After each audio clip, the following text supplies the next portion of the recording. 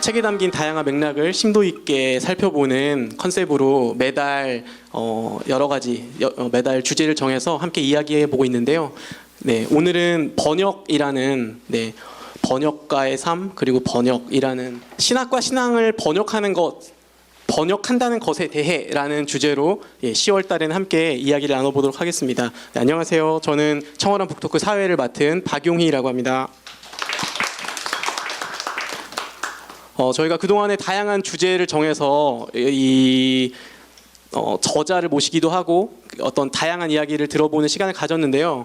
오늘은 특별히 그동안에 했던 것과 조금 다른 형태로 어떤 책을 정한 게 아니라 이 기독 출판계에서 번역자로 일하고 계신 두 분을 모시고 그런 책을 읽는다는 것에 대해 어떤 번역한다는 것에 대해 다양하게 들어볼 수 있는 기회를 마련했습니다. 두 분을 모셨는데요. 한 분은 베테랑이시고 이 기독교 출판 번역 안에서 그 수식어로 보니까 괴물이라는 수식어를 썼는데요. 네, 번역계의 괴물이신 박규태 목사님과 그리고 이제 신예라고 할 수 있는데요. 그 기독교 출판에서 지금 현재 6권의 그 공역을 포함한 6권의 번역을 한 이제 번역하기 시작했다고도 할 수 있는 민경찬 편집장을 모셨습니다.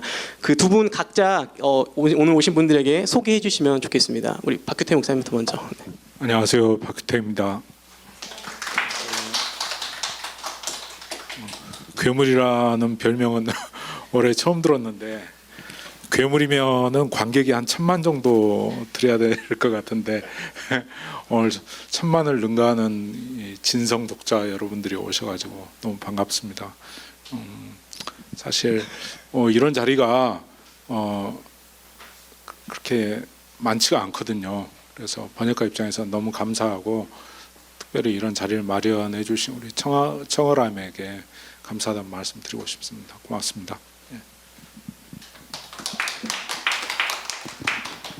안녕하세요. 저는 그 비아 출판사의 편집장이자 번역을 하고 있는 민경찬이라고 합니다. 언젠가 그리고 지금 청월함에서 ARMC에서 연구원으로 일하고 계시는 그 김영우 연구원님이 결혼식 때 저를 그 청파교에서 결혼을 하셨는데 지금 제 느낌이 어떤 느낌이냐면 저를 이제 그 축복하는 연설을 해달라고 해놓고서는 그 주례를 보시는 목사님 다음에 저의 발언을 배치했는데 주례를 보시는 분이 김기성 목사님이셨어요. 그래서 제가 굉장히 오징어가 된 듯한 느낌을 도대체 그 김기성 목사님의 주례를 한 다음에 내가 무슨 말을 해야 인상에 박힌 말을 한단 말인가 그런 생각이 들었는데 오늘도 약간 그런 느낌입니다. 좀 약간 괴물 번역가 모시고 일부러 약간 멸치 같은 번역자를 좀 골라가지고 좀 대비 효과를 누리게 하는 것이 아닌가.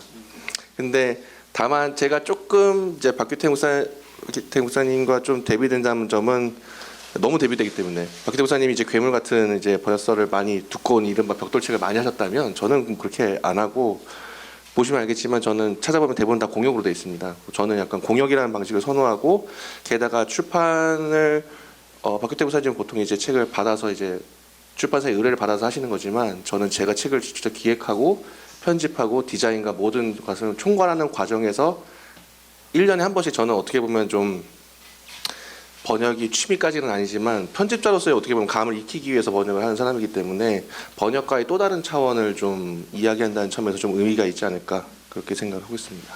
아무튼 이렇게 좋은 자리 불러주셔서 다시 한번 감사드립니다. 네. 일단 목사님 유머를 치실 때는 제 눈치를 안 보셔도 됩니다. 네. 천만 관객 개그 괜찮았거든요. 네, 그냥 치시면 되고요. 사실은 목사님이 괴물이 맞는 게요. 저도 이제 이거 준비하면서 봤는데 가장 최근에 번역하신 바울과 팔레스타인 유대교가 1176페이지짜리 책이에요. 그 직전에 하신 게 내 편의 초상 한 분의 예수가 1010페이지짜리 책입니다. 별로 이렇게 놀라지 않으시나요? 다들 뭐 1000페이지 정도 그냥 쑥쑥. 읽는 것도 사실 힘든데 이거를 번역을 이렇게 1000페이지 넘는 책들을 이렇게 일정 기간 내로 계속 해내는 것 자체는 엄청난 능력이라고 생각하고요. 괴물이라는 단어는 그런 의미라고 생각합니다. 그런 의미였습니까? 네. 뭐 무슨 죄가 많아서 그런 책을 번역하는지 모르겠습니다. 그 정도만 요새 생각하고 있습니다. 뭐 자세한 얘기는 이따가 얘기가 진행되면 그때 하도록 하겠습니다. 네. 자세한 얘기는 이제 뒤에 들으실 수 있을 거고요. 오늘 그래서 아무튼 그 아까 민경찬 편집장 민경찬 번역자로 하겠습니다. 민경찬 번역자님도 그 미리 다 해버리긴 했는데 또 하나의 괴물인 게 민경찬 번역자 같은 경우는 그 번역만 하는 게 아니라 그 만드는 작업, 편집 작업, 디자인 작업, 그 책을 만드는 그런 여러 프로세스에 다 관여하면서 번역을 함께 하고 있기 때문에 또 다른 차원의 괴물이라고 할 수 있다는 생각이 좀 들고요. 네, 오늘 아무튼 두 분을 모시고 여러분이 궁금해할 만한 번역 관련된 또 뒤의 이야기들 다양하게 들어볼 수 있을 것 같습니다. 좀 바로 훅 들어가기보다는 일단 두 분을 좀 알면 좋겠다는 생각이 들어요. 두 분을 개인적으로 아는 분도 계시겠지만 오늘 처음 보시는 분도 계실 텐데요. 일단 어떻게 번역자가 되셨는지, 두 분이 번역이라는 걸 하게 되신 어떤 기본적인 이야기를 짧게 들려주시면 좋을 것 같습니다. 원래 꿈이 번역자셨는지 뭐 이런 거 궁금하네요. 저는 이 비아 어쨌든 저의 그 번역자로서의 생활과 비아 출판사라는 출판사가 너무나 밀접한 관계를 갖고 있는데 처음에 사실은 제가 이제 비아라는 출판사 처음 생겼을 때 제가 처음 제안받은 게 원래 번역이었습니다. 그러니까 이블린 언더힐의 그 대림절 묵상이라는 책이었는데 그 당시만 해도 제 친구가 이제 제 친구인 지금 이제 영국으로 도망갔는데 영국에 도망가서 성국의 신부가 됐는데 그 친구가 이제 원래 그 친구가 번역 제안을 받았는데 혼자 하기 힘드니까 그리고 이블린 언더힐이 아시는 분은 아시겠지만 약간 19세기 영성가거든요. 그래서 19세기 영국 영어가 또 조금 다른 그런 게 있어가지고 혼자 하기 버겁다고 저보고 나눠서 하자고 해서 언격결을 했다가 저는 이제 대학원 지금도 여전히 대학원 지금 과정만 마치고 있는 중인데 그때만 해더라도 이제 이 번역을 하게 되면서 제가 과정 박사 논문을 못 쓰게 될지는 몰랐습니다. 근데 이제 그 이블린 언더힐 번역을 하게 되면서 출판계에 뛰어들게 됐고 그 번역서가 좀 호응이 괜찮았어요. 그러니까 어쨌든 그 출판사 안에서 그렇게 해서 이제 처음에는 비아에서 이제 기획위원을 그러니까 번역을 2권을 한 다음에 대림절 묵상, 사순절 묵상을 번역한 다음에 그 다음에 이제 기획위원으로 제안을 받고 기획위원을 해보니까 전반적인 출판 프로세싱이 너무 재밌더라고요. 그리고 한편으로 갑갑하기도 하고, 그러니까는 그냥 번역만 리터칭하는 게 아니라 전반적인 내지 디자인과 외지 디자인과 이런 거에서 좀 저의 의견을 좀 발휘하고 이왕이면 저의 역량을 좀 한번 다 실어 나눠 보면 좋겠다. 그렇게 해서 이제 재계약할 때 제가 편집장을 하고 싶다고 얘기하니까 네 어차피 1인 출판사에서 그런 게 좋은 것 같은데 하겠다니까 시켜주더라고요. 그래서 어차피 싼 맛에 쓰겠다고 네. 그렇게 해서 이제 편집장을 하게 됐고 편집장을 하는 가운데 저는 애초에 그러니까 시작이 번역가였으니까 다른 사람들과 번역을 하는 와중에 저도 좀 언어적인 감각을 좀 유지해야겠다는 생각이 꼭 들더라고요. 그래서 이제 지금 편집장 된 지 5년 됐는데 매년 한 권 정도는 번역을 좀 의무적으로라도 좀 하고 있는 중입니다. 네. 그 사실은 이제 요 근래 몇 년 동안 이제 좀 번역과 관련해서 특히 이제 번역가로 살아가는 삶과 관련해서 좀 고민이 좀 많았습니다. 힘든 일이 많았고 그래서 여러 가지 것을 생각하게 됐는데 솔직히 말씀드리면은 번역을 하게 된 게 우연인지 필연인지 저도 모르겠습니다. 뭐 나중에 뭐 긴 좀 더 삶을 살아봐야 알 것 같은데 뭐 계기는 있었습니다. 저는 뭐 번역이란 걸 전혀 아예 생각을 못하는 삶을 살았는데 제가 신학 공부를 좀 늦게 했습니다. 그래서 신학대학원에 가서 공부를 할 때 저와 이제 절친한 친구가 있었는데 그이는 지금 이제 성경 번역 선교사로 나가 있습니다. 지금 그래서 늘 같이 어느 날 수업을 듣다가 지금은 고인이 되셨는데 정운택 교수님이라고 신학학자이시죠. 그분 수업을 듣다가 그분이 이제 교재로 쓸 거라고 어떤 책을 하나 보이시면서 이 책을 번역해 줄 사람이 있느냐 이렇게 수업 시간에 얘기를 하셨습니다. 근데 이제 우리 나중에 번역 선교사가 된 그이는 원래 번역을 하던 분이라 관심이 많아서 자신이 하려고 했던 것 같은데 그분 옆자리에 앉아있던 저는 그분에게 코가 끼어가지고 졸지에 수업이 끝난 뒤에 정운택 교수 연구실에 들려갔습니다. 둘이. 그래가지고 저는 분명히 이제 번역할 의사가 없다고 얘기를 했는데 교수님께 가가지고 둘이 하겠다고 그렇게 그이가 얘기를 해버린 거죠. 저는 이제 연구실에서 나오면서도 나는 안 할 거라고 혼자 알아서 하세요. 그리고 이제 손을 뗐는데 나중에 보니까 이제 다음 학기에 이제 교재로 써야 되는데 이분이 번역 진도가 안 나간 거예요. 진도가. 덤탱이로 이제 나까지 요거도 생겼구나 하는 이제 두려움이 생기더라고요. 그래서 그러면 내가 3분의 1을 하겠습니다. 3분의 2는 책임지고 하세요 해가지고 그때 처음 그 번역이란 걸 해봤습니다. 그때 번역했던 초고가 지금도 있습니다. 제가 이제 물론 이렇게 연습장에다 손으로 다 썼죠. 지금 와서 읽어보면 참 우스운 글이고, 물론 지금도 마찬가지입니다. 사실 책 나온 뒤에 거의 다시 안 열어보거든요. 제가 좀 두려운 마음이 좀 있어가지고 안 열어보는데 그때는 더더욱이나 그러죠. 그러니까 제가 번역한 책을 사서 보실 분은 제가 좀 더 나이 들어서 번역한 책을 사보십시오. 좀 더 숙달되고 출판사 관계자가 여기에 없다는 게 좀 다행인데. 오신 것 같은데. 아 그래요? 큰일인데 그러면. 아무튼 그렇게 해서 번역을 시작하게 됐습니다. 그렇게 해서 시작하게 됐고, 이제 번역을 업으로 삼은 것은 그때로부터 4년이 흐른 뒤에 어떤 계기가 있었습니다. 그것까지 얘기하려면 너무 기니까 처음 한 것만 얘기하겠습니다. 뭔가 약간 신비주의로 가시는 거예요.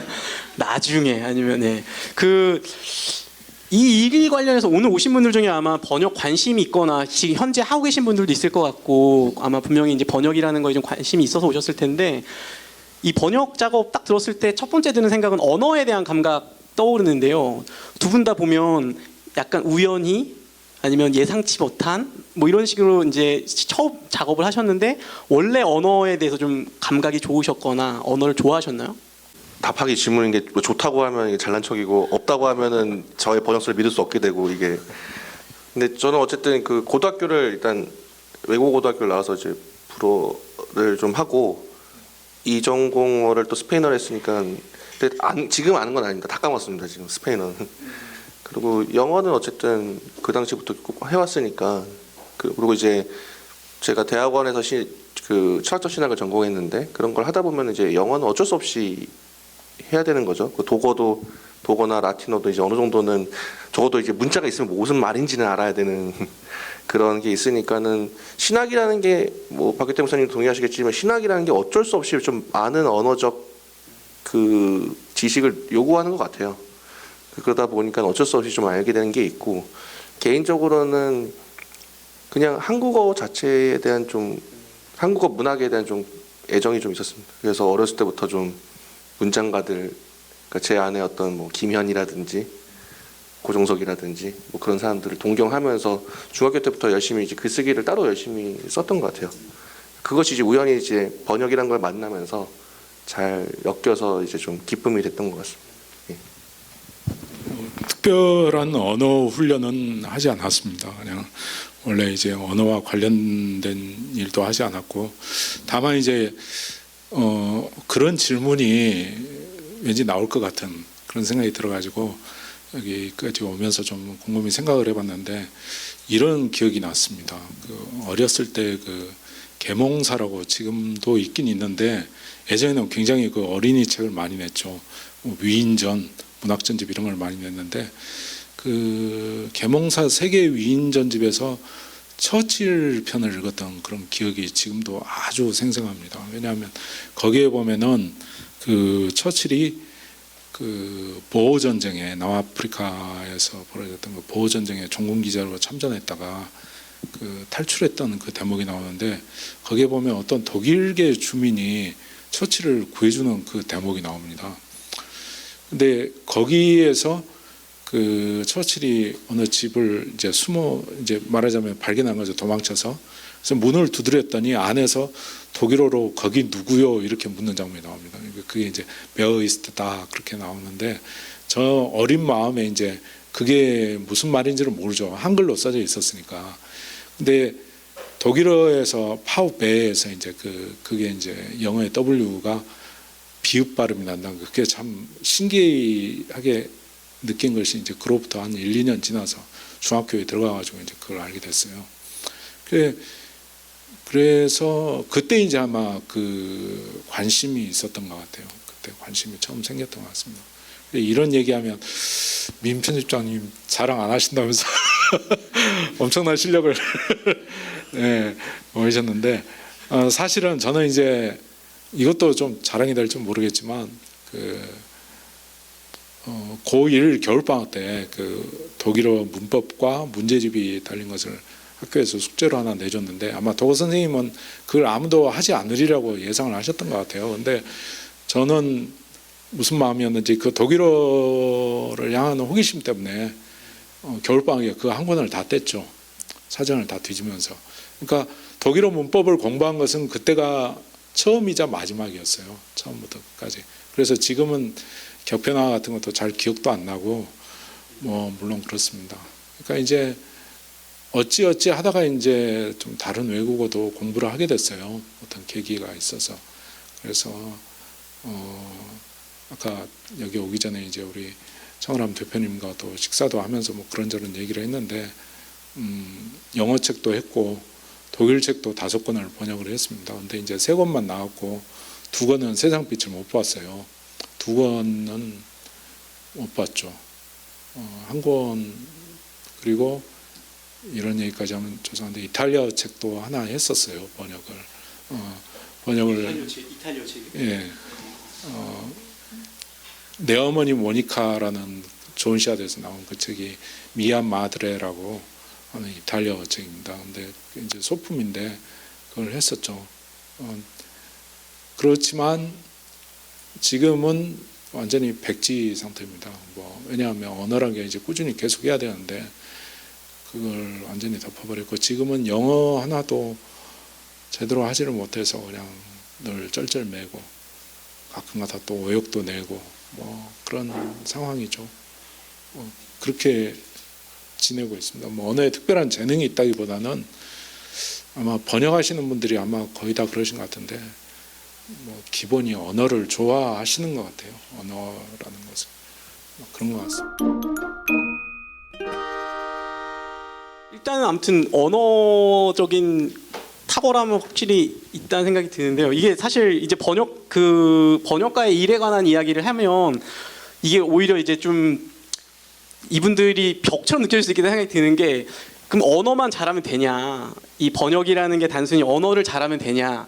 이거랑은 또 다른 차원의 일들이 있지 않습니까? 번역이 단지 언어를 그냥 다른 말로 바꾸는 것으로 끝나는 게 아니라 그 안에 어떤 문화가 담겨 있고 그 어떤 출발어에서 도착어까지 오는 그 과정 안에 많은 일들이 들어가는데 그래서 두 분이 이 생각하는 이 번역에 대한 번역 철학이라고 할까요? 그 두 분이 생각하는 내가 생각하는 번역은 이런 작업이다라고 하는 걸 좀 얘기해 주시면 좋을 것 같습니다. 먼저 괴물 번역가님께서 좀 배우는 자세로. 철학이란 건 사실 특별히 없습니다. 죄송하지만 왜냐하면 사실은 예전에는 철학이란 걸 얘기를 했었습니다. 뭐 가령 어떤 식으로 번역하자 뭐 이런 거라든지 원서를 대했을 때 가령 우리가 흔히 얘기하는 것처럼 그 원서의 저자가 말하고자 하는 것을 정확하게 전달하는 어떤 게 정확하게 전달하는 것인지 그런 고민도 하고 막 그랬는데 요새는 사실 좀 다른 차원의 고민에 좀 많이 빠져 있습니다. 아까 번역하는 책들을 이야기를 하셨는데 조금 나중에 그런 이야기를 할 기회가 있을지 모르겠지만 저는 조금 위치가 좀 독특한 위치입니다. 무슨 얘기냐면 제가 어떤 특정 분야를 깊이 전공한 학자가 아닙니다. 우리 그 유명한 그 불문학자 번역가이신 그 이방인 번역하신 김화영 선생님이 그 번역을 업으로 하는 분들을 가리켜서 재미난 표현을 하나 하신 적이 있는데 뭐 전문학자도 그 분야 전문학자도 아니고 언어학자도 아니고 그렇다고 해서 무슨 작가도 아니고 굉장히 그 모호한 위치에 있는 사람이 그 전업 번역가라고 얘기를 했거든요. 근데 제가 바로 그런 위치죠. 전업 번역가죠. 제가 전문 신학자도 아닙니다. 뭐 제가 어디 가서 무슨 누구 밑에서 학위를 했다거나 뭐 신학을 계속해서 공부를 해온 사람도 아니고 그렇다고 해서 문학자도 아니죠. 작가도 아니죠. 전문 작가도 아니죠. 단지 번역을 업으로 하는 사람이죠. 그러다 보니까 사실은 굉장히 한계를 느낄 때가 많습니다. 요새 와서 번역하는 책, 이를테면 바울과 팔레스타인 유대교 아까 얘기를 하셨지만 과연 이 책을 내가 이런 식으로 번역을 하는 이 시스템이 맞는 건지에 대해서 굉장히 좀 고민도 많이 했고, 왜냐하면 저 책을 쓰신 저자분이 저 책을 내기까지 그 쌓은 노력, 그 기울인 노력과 시간에 비하면은 제가 드린 시간은 1년 2개월밖에 안 되거든요. 번역에 투자한 시간은. 그러니까 1년 2개월 동안 고뇌를 했는데 그것도 저 책에만 온전히 집중한 게 아니라 다른 두 책과 같이 번역을 해야 했어요. 사정이 있어서 조만간 나오는 이제 그 티슬턴의 조직신학, 그다음에 아까 얘기했던 그 네편의 조상과 같이 번역을 해야 했는데, 그러다 보니까 이게 어마어마한 폭포처럼 떨어지는 물을 양동이로 받으려고 하는 것처럼 꼭 그런 기분이 들었어요. 제가 이렇게 이렇게 과연 받을 수 없죠. 양동이 안에 담을 수가 없는 거죠. 근데 그렇게 해도 되는 건가 막 하는 이 두려움이 늘 있습니다. 요새 와서. 그래서 저는 번역의 연조가 쌓이면은 할 얘기는 분명 많아집니다. 그래서 뭔가 번역 철학도 생기고 번역에 관심 있는 분들에게 뭔가 좀 한두 마디 그래도 조언을 해줄 수 있으려니 생각을 했는데 오히려 무서움이 커지고 두려움이 더 커지더라고요. 점점 더 모르는 영역이 더 많아진다 하는 생각이 들고, 그러니까 요새 와서 드는 번역 철학이 딱 하나 있다면은 그건 딱 하나 있습니다. 첫 마음으로 돌아가자. 늘 첫 마음을 새기자. 처음에는 아무것도 모른다는 마음으로 그냥 무조건 뭐든지 열심히 찾고 뭐든지 뒤지고 최대한 집중해서 노력해서 번역하자. 그리고 저자가 뭘 말하려고 하는지 그걸 알아내려고 하는데 최대한 집중하자, 이런 마음이 있었거든요. 근데 어느 순간 그걸 좀 망가가고 있다는 생각이 들더라고요. 좀 매너리즘에 빠졌는지 어쩌는지 모르겠지만, 그래서 요새는 그 마음을 좀 회복을 하려고 노력을 하고 있습니다. 최대한 정말 백지 상태에서 저자가 뭐 불러준 말을 그대로 토시 하나도 안 틀리고 받아 적으려고 노력하는 것처럼 그렇게 좀 한번 노력을 해보려고 그렇게 마음을 먹고 있습니다. 예, 그런. 네, 또 고수의 어떤 한마디 같은 느낌이 드는데요. 우리 민경찬님 좀 자유롭게 얘기하셔도 됩니다. 네, 왜냐면 초보자니까. 예. 저는 그거는 박규태 목사님하고 좀 다른 위치죠. 왜냐하면은 저는 박규태 목사님은 출판사에 의뢰를 받아서 하는 거지만 저는 제가 낼 책을 다 골라서 번역을 맡기는 입장이기도 하고 한편으로 번역을 하는 입장이기도 하니까 제가 하는 번역이라는 거는 두 가지 차원이 있는 것 같아요. 개인적인 번역가로서 하는 번역 작업이 있고 비아라는 출판사를 통해서 소개하는 그 책들을 소개함으로써 하는, 이것도 넓은 차원에서의 번역인 거죠. 그러니까는 그 비아를 책을 통해서 소개하는 건 일종의 약간 로컬라이제이션, 그러니까 현지화라는 문제가 있는 것 같아요. 그러니까 어떻게 현지화를 해야 될 것인가. 왜냐하면은 제 나름대로 저는 박규태 목사님 모르겠습니다. 저는 어쨌든 박사과정까지 신학 공부를 하고 좀 전반적인 것을 제 나름대로의 그 그림을 가진 상태에서 제 나름대로 한국 그리스도교계에 필요한 것들을 카테고라이징을 한 다음에 장르별로 나눠가지고 제 나름대로 말을 건네는 거죠. 오늘 한국 그리스도교계에 필요한 건 이런 책인 것 같다. 이 장르에선 이런 책이 좀 가치가 있는 것 같다. 이전에 개신교에서는 좀 못했던 목소리인데 좀 이런 게 가치가 있는 것 같다. 하나하나씩 제일했는데 하나하나의 그 제가 나름대로의 그 카테고라이징을 한 것대로 고유의 색깔이 잘 살아나도록 디자인이나 이런 것도 고유의 색깔을 부여해야 되고 한면으로 문체도 그걸 부여해야 되는 거죠. 그러니까 이런 기획자로서의 제가 보기엔 현재화에 대한 고민이 좀 있고 이것을 과연 어떻게 잘 설득시켜야 될 것인가. 이거는 책을 만드는 것 전체와 관련된 문제인 것 같고 개인적으로 번역을 그냥 한 텍스트를 하나로 옮기는 문제의 차원으로 하자면 예전에는 좀 가능성에 더 무게를 뒀다면 어떻게든 이 사람의 말을 그대로 그러니까 처음에 아마 번역을 하게 되면 다 그렇게 할 수밖에 없을 것 같아요. 자신감도 없고 한편으로는 겸손한 태도기도 하죠. 저는 좋은 태도인데 번역자의 모습을 그대로 따라 하겠다. 문장 구조라든지 그런 걸 그대로 재현하면 아마 그대로 나오지 않을까. 그러니까 좋은 의미에서는 겸손함, 안 좋은 의미에서는 좀 단순함에서 나오는 시도를 하게 되는데 제가 점점 더 번역을 하면서 느끼게 되는 거는 영국의 이 문장 구조와 그거를 그대로 따라한다고 해서 이 한국어로 다시 나왔을 때 그 효과가 나오지 않는다는 거죠.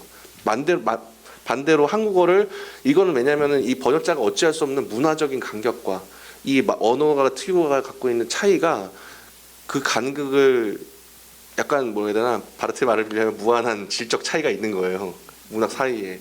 근데 어쩔 수 그 불가능성을 어떻게든지 그 끈을 조금이라도 흉내내려고 도전하는 건데 제가 보기에는 제 요즘에 그거는 제가 아예 그 사람 그거는 뭐라 해야 타지에서 결국에는 제가 보기에는 이거는 뭐 철학적으로 가면은 결국엔 자아와 타자와의 만남인데 내가 가능하면 그 사람의 입장을 완전히 서보는 거죠.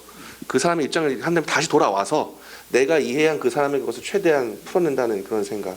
그러니까는 그 예전에 고종석 씨가 아마 글쓰기 번역가면서 번역가는 최성의 독자라는 얘기를 했는데 저는 약간 요새는 좀 번역할 때 그런 입장에서 기술을 하려고 합니다. 왜냐면은 이거는 좀 제가 맡고 있는 책의 특징인지도 모르겠어요. 제가 지금까지 그 6권의 책 많이 하지도 않았지만 그 중에서 3권을 이제 로안 윌리엄스라는 캔터베리 대주교 책을 했는데 로안 윌리엄스가 이제 굉장히 영국에서 이제 굉장히 유명한 신학자고 이제 시적인 글을 쓰기로 유명하잖아요. ABC 시번역이라는 것은 마치 그러니까는 서정주나 마치 김소월의 시가 번역 불가능하듯이 영어도 그런 불가능한 것이 있는 거죠. 근데 그 느낌을 그냥 잡으려면 어떻게 하는가 그런 데서 좀 나오는 고민도 있는 것 같습니다. 근데 어쨌든 저는 좀 최선의 독자로서 최선의 그 한국어에 그 걸맞는 똑같이 재현할 수는 없더라도 한국어에 맞는 고유의 음색을 다시 한번 따라해 보려고 노력 중인 것 같습니다. 박규태 목사님이 6년차 때 이 질문 받았으면 이런 식으로 막 유려하게 말씀하시지 않았을까 생각이 드는데요. 박규태 목사님한테 따로 질문을 드리고 싶은데요. 그 아까 번역의 불가능성, 정말 그 양동이로 받는 그 폭포수를 받는 그 어떤 막막함에 대한 이야기 해주셨는데 그런 느낌을 받으면서도 사실 2004년에 첫 책을 번역한 이후로 15년째 이 일을 전업으로 하고 계시잖아요. 중간에 포기할 수도 있고 아니면 그 막막함에 묻힐 수도 있는데 그거를 15년이나 이어갈 수 있게 했던 이 번역이란 작업이 주는 매력, 이 일이 주는 어떤 즐거움 같은 것도 있을 것 같은데요. 내재 요인이라기보다는 외재 요인이죠. 번역이란 것을. 왜냐하면 우리 번역하는 사람들끼리 이렇게 좀 모입니다. 그래서 이제 우리끼리 얘기를 해보면 우리가 처음에 우리끼리도 모였을 때 서로 그런 질문을 던졌어요. 어떻게 해서 번역하시게 됐어요? 그런 질문을 했는데 다들 거의 대동소이했습니다. 먹고 살려고 했죠. 그러니까 지금도 마찬가지입니다. 사실 전업 번역가는 이게 생업이죠. 그런데 우리만 그런 줄 알았는데 외국 번역가들도 그러더라고요. 그러니까 유튜브 같은 데서 이제 가끔 그 번역가들끼리 이렇게 대담하거나 이런 거 한번 찾아봅니다. 그러면은 그 아주 유명한 영상이 하나 있어요. 그 사람은 정말 괴물이라고 할 수 있는 사람이 있어요. 피터 콘스탄틴이라는 영국 출생 번역가인데 그 사람은 고전부터 시작해서 현대예물까지 그리고 그 사람이 번역하는 책 종류가 우리의 상상을 불허하는 막 그런 책들을 엄청나게 해요. 그럴 수밖에 없는 이유가 그 사람은 혈통 자체가 너무 복잡해서 어려서부터 이 접한 언어가 너무 많다 보니까 아마 그렇게 해낼 수 있는 것 같아요. 그런데 이 사람이 정말 괴물인 이유는 한국의 길거리 언어, 일본의 길거리 언어 그걸 연구해가지고 자기가 책을 썼어요. 그 번역가인데 지금은 뉴욕에서 살거든요. 근데 그 피터 콘스탄틴 그다음에 우리나라에서도 그 번역서가 나왔는데 번역의 찬이라는 제목으로 나온 그 이리스 그로스먼이라는 유명한 그 에스파냐 문화권 번역가가 있어요. 이분들이 모여서 그 번역 그 집담회라는 게 있어요. 번역가들이 모여가지고 자기들끼리 유명한 번역가 한 분이 사회를 보시고 다른 분들 뭐 히브리 문학 번역하시는 분, 중국 문학을 영어로 번역하시는 분 다 나오셔가지고 이태리 문학 번역하시는 분 이렇게 토론하는데 그때도 처음 첫 질문이 번역 계기가 뭡니까 그랬어요. 그랬더니 다 뭐라고 얘기를 했는데 그때 이디스 그로스먼이 툭 치고 나오면서 하는 얘기가 왜 가장 중요한 요인을 빼먹어요? 그래서 뭡니까 그랬더니 재정 요인, 돈 문제지 않았냐고. 그 얘기를 하더라고요. 그러니까 사실은 전업 번역가들 대다수는 우리끼리 하는 얘기고 그래요. 우리는 세상에서 그 할 수 있는 일, 타고난 재주가 이것밖에 없어서 이거 하는 거죠. 그렇게 얘기합니다. 그런데 기왕에 물으셨으니까 얘기를 이제 안 할래 안 할 수가 없는데 번역의 매력이 여러 가지가 많죠. 우선 뭐 한 예를 들자면 여러분들이 가령 뭐 제임스 던이나 또는 뭐 하다못해 여기 에드 샌더스 같은 학자들 뭐 이런 학자들에게 메일을 보내가지고 사사로이 뭐에 대해서 묻고 그러면 그 사람들이 쉽게 대답을 해줄 거예요. 가령 제임스 던은 자기 메일 주소를 공개를 안 하거든요. 공개를 안 하는데 들을 수 있겠습니까? 그런 사람들에게 대답을. 근데 저는 말하자면 일종의 특권을 누리는 거죠. 당신 책을 번역합니다. 제가. 그래서 이 책을 번역하다 보니까 지금 톰 라이트 책을 하나 지금 큰 작품을 하나 번역을 해야 되는데 처음 인트로덕션부터서 지금 그 톰 라이트에게 좀 물어봐야 할 것이 생겼어요. 이 사람이 뭐냐면 거기 이 책을 누구한테 헌정했냐면 자기 죽은 시스터 인 로우에게 헌정을 했어요. 근데 이게 과연 누구냐? 우리식으로 번역하면은 이 사람이 형수인지 재수인지 알 수가 없는 거예요. 뭐 거기든 그냥 퉁쳐서 그냥 다 그렇게 얘기하면 되는 거죠. 엔트라고 얘기하면 뭐 이모인지 숙모인지 고모인지 알 수가 없는 거예요. 그러니까 우리는 그거 물어봐야 되거든요. 자세히 물어봐야 돼요. 당신 형의 부인이냐, 당신 아우의 부인이냐. 톰나이트가 답을 할까요? 예. 친절한 톰이니까 아마 톰 아저씨니까 해주겠죠. 그러니까 물어봐야 되는데 우리는 그걸 물어볼 수 있는 자격이 있는 거예요. 권리가 있고. 당신 책을 번역한다. 이를테면 리처드 버컴에게도 그랬거든요. 메일을 보냈는데 한국판 서문을 써달라고 그랬더니 이 사람 굉장히 아팠어요. 그때. 그랬더니 당신이 번역을 시작했다니까 다 하면 써줄게 그러더라고요. 책 다 했어요. 그러고 나서 번역 다 했다 이제 써달라고 그랬더니 지금 아프다 일이 바쁘다 그러더라고요. 또 졸랐어요. 그랬더니 얼마를 써주면 되냐 그러더라고요. 이제 분량을. 그래서야 조를 특권이 있죠. 그리고 또 어떤 저자는 메일을 그렇게 보내면 엄청 좋아하는 저자가 있어요. 내 책을 번역해 준다고? 그래서 이를테면 그런 분이 누가 있냐면 마이클 고먼 같은 교, 크레이그 블럼버그 같은 분은 그랬어요. 고먼 교수는 메일을 보내는 족족 너무 친절한 답을 계속 보내오니까 나중에는 단 한마디를 보낸 적이 있었어요. 메일을 보내주셔서 감사합니다. 그랬더니 거기에 또 답신을 또 보내온 거예요. 그러니까 우리가 페북에서 보통 그런 거 있죠. 댓글을 계속 달다 보면 어디선가 끊어야 되는데 이분이 계속 댓글을 달다 보니까 내가 끊으면 저희가 서운치 않을까 이런 생각이 드는 거예요. 그리고 저쪽은 유명한 학자인데 그래서 교수님이 이제 그만 됐습니다 이렇게 얘기할 수도 없고 그래서 뭐 당신 최고야 이렇게 할 수도 없고 뭐 그런 경우는 있죠. 그때 이제 고문 교수가 내 책을 뭐 당신이 번역해 줬다는데 물론 이제 두 번째 책 한국어판 서문을 부탁할 때였어요. 그랬더니 첫 번째 책 번역에 관하여 미국에서 공부하는 분에게 어떤 평을 들었나 봐요. 그랬는데 당신이 정말 그 성심껏 번역했다는 얘기를 들었다. 그래서 너무 고맙다고 그 얘기를 하더라고요. 그러니까 그런 얘기 들을 때는 정말 좀 안에서 좀 기분이 좀 나죠. 축 처져 있다가도 나중에 고문을 한번 만나서 밥이라도 함께 해야 할 텐데 막 이런 생각 들죠. 맥그라스 교수한테도 이 일종 약간 성공한 덕후 이런 거랑 좀 비슷한 느낌인가요? 맥그라스 교수가 자기 집필 세상에 아무것도 공개하지 않은 지금 집필 계획과 집필 진행 중인 내용을 몰래 귀뜸을 해주는 거예요. 이를테면 뭐 C.S. 루이스 전기를 다 썼는데 나 지금 이미 다 썼다. 근데 공개를 안 하고 있다. 왜 공개를 안 합니까? 그랬더니 내가 60세 때 공개하려고 그런다. 환갑 자축을 하는 거냐? 뭐 그런 셈이다. 그러더라고. 2011년이었는데 그때. 고맙다. 알려줘서 고맙다. 그래서 연락이 나중에 떠들었죠. 네. 출판사가 좀 맥그라스가 다 썼대 이미. 그래 나온대. 왜 안 내지? 2년 뒤에 낸대. 그러니까 출판사가 놀라죠. 자기들은 그런 정보를 몰랐으니까 갑자기 좀 목에 힘이 들어갈 수 있는 번역가로서 진짜 좋으신 것 같아요. 눈빛이 반짝반짝 거리시죠. 이제 여러분 이 얘기를 듣고 마음이 설레시는 분은 번역을 하시면 됩니다. 그렇죠. 네. 그런 게 이제 좀 공감하시죠. 네. 그런 게 좀 있죠. 예. 조금 범위를 좁혀서 얘기해 보면 좋을 것 같습니다. 두 분이 이제 기독교 출판이라는 곳에서 번역을 하고 계세요. 어떻게 보면 한국의 이 기독교 신학의 어떤 역사는 어떻게 보면 번역의 역사라고도 할 수 있고, 이 기독교계에서 번역을 통해서 책들이 이 외국에서 한국으로 들어오게 된 이야기들이 단순히 어떤 책을 한 권 번역한다라는 의미가 아니라 굉장히 많은 의미가 있다고 생각하는데요. 지금 이런 일들을 감당하면서 번역가로서 특별히 기독교 출판에서 해외의 어떤 신학책들, 신앙서적들을 한국으로 소개하는 일, 이것에 대해서 어떤 의미를 부여하시고 또 어떤 생각을 하면서 이 일들을 진행하고 계신지 좀 궁금합니다. 기독교 출판이라는 범위 안에서 한번 얘기해 볼까요?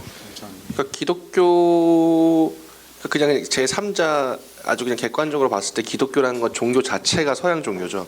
서구 문명의 뿌리이기도 하고 서구 자체 어떤 다른 언어와 다른 사고 체계를 지닌 어떤 삶의 방식과 그 전체 문화를 소개하는 건데, 그런 면에서 제가 보기에는 기독교 출판은 그거를 아주 압축해서 보여주는 하나의 과정이라고 생각을 합니다.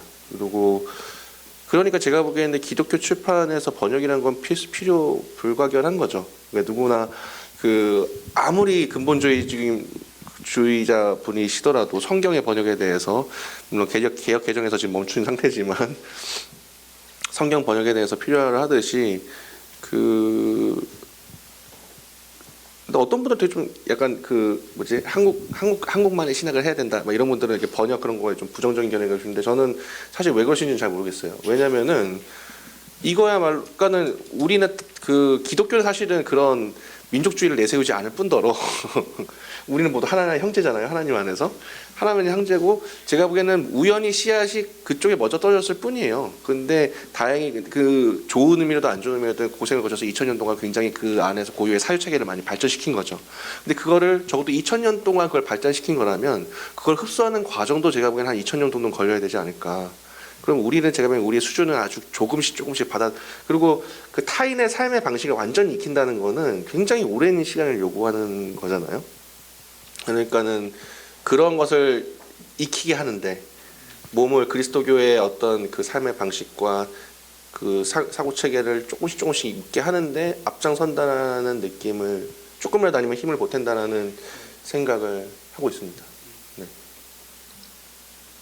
근데 잠깐, 근데 아까 생각해보니까는 번역하면서 저는 답 안 했던 것 같은데. 아니요, 그거 저희가 그냥 박규태 목사님한테 물어본 건데. 아, 그런가요? 네. 알았어요. 저는 안 글뻔했나 봐요.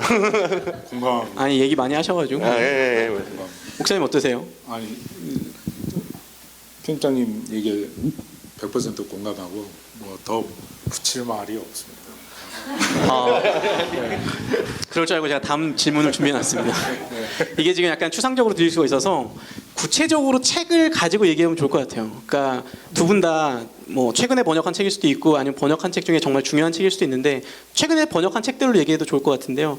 그 바파유, 그 바울과 팔레스타인 유대교 최근에 번역하셨는데, 이런 책을 한 권 번역하는 게 미치는 영향이랄까요? 이걸 번역하시면서 할 때 그 마음가짐도 있을 것 같고, 이 책이 한 권 번역돼서 나온 1년 2개월 아까 쓰셨다고 했는데, 사실 한 권의 책을 가지고 1년 2개월이나 시간을 쓰는 거는 흔한 경험은 아니라고 생각하거든요. 그것들을 좀 구체적으로 한 권의 책을 가지고 두 분이 얘기해 주시면 좋을 것 같아요. 그러면은 기왕에 사회 보시는 분께서 이제 바파유를 물어보셨으니까 얘기를 하겠습니다. 근데 1년 2개월보다 사실은 더 걸린 책도 있었어요. 2년 한 책도 있었습니다. 한 권을 번역하는데요? 예, 여러 권을 함께 하니까 이제 물론 이제 그렇지만은 성령은 9개월 걸렸습니다. 원고지 분량으로 따지면 성령이 제일 많았습니다. 1,500장이었는데 1,500장 정도. 근데 9개월 걸려서 했습니다. 근데 그것보다 훨씬 적은데도 오랜 시간 투자한 책이 바로 바울의 종말론이었습니다. 2년 걸렸습니다. 그 책 번역하다가 종말을 맞는 줄 알았습니다. 왜냐하면 이제 그 저자가 참 괴롭습니다. 왜냐하면 저자가 이미 고인인 경우에는 정말 저자에게 뭘 물어보고 싶어도 물어볼 수도 없죠. 진짜 엔도레의 여인을 불러다 그 영혼이라도 정말 불러 올리라고 이렇게 이야기하고 싶은 그런 생각이 들 때가 많습니다. 그때 너무 힘들었어요, 사실은. 바울의 종말론을 차라리 얘기를 하는 게 낫겠네요. 명호성 대표님이 좀 서운하겠지만 바울의 종말론을 번역한 것은 사실 이제 저도 사실은 책을 제 스스로 이제 출판사에 소개한 책이 한 10여 권 됩니다. 제가 직접 소개를 해가지고 번역한 책인데 바울의 종말론도 그런 책이었거든요. 근데 그 책을 번역하려고 했던 이유는 다른 게 아니고 이전에 저기 이승구 교수님하고 오광만 교수님이 두 분이 같이 번역을 하신 책을 구할 수가 없었어요. 한번 읽어보고 싶었는데 그래서 이 번역가의 특권이라고도 할 수 있는데 그게 이 책 구할 수가 없는데 그럼 내가 번역하면 안 되나 이런 생각이 들었죠. 더구나 이 책은 이제 저작권이 보호 기간이 다 지났거든요. 저자인 보스가 1949년도에 죽었죠. 그래서 지금 1962년에 사망한 저자까지는 저작권 보호 기간이 다 지났어요. 그래서 한동안 뭐 헬만 헤센이 까미니 이런 사람들의 작품이 한꺼번에 막 나온 적이 있었죠. 아쉽게도 이름 아쉽게도란 표현이 좀 이상하네요. C.S. 루이스는 63년도에 죽는 바람에 여전히 저작권 보호를 받고 있죠.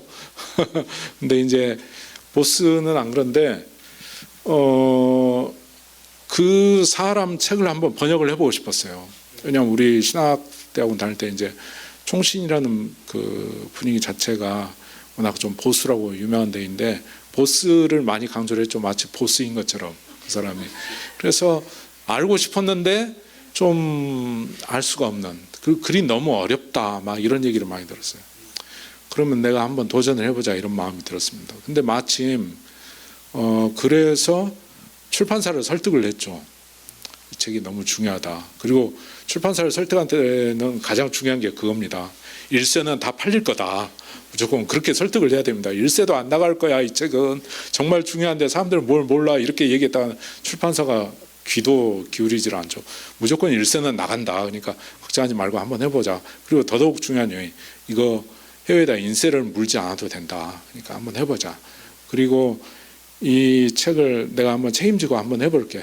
내가 모든 걸 다 걸고 한번 해보겠다. 이렇게 해서 번역을 했습니다. 그래서 정말 죽으라고 했죠. 근데 정말 고통스러웠어요. 왜냐하면 보스 문체가 이 사람이 원래 화란 출신이고 20세가 되기 전에 그 미국으로 이민 온 사람이라 그런지 영어 스타일도 화란어처럼 좀 비슷하게 씁니다.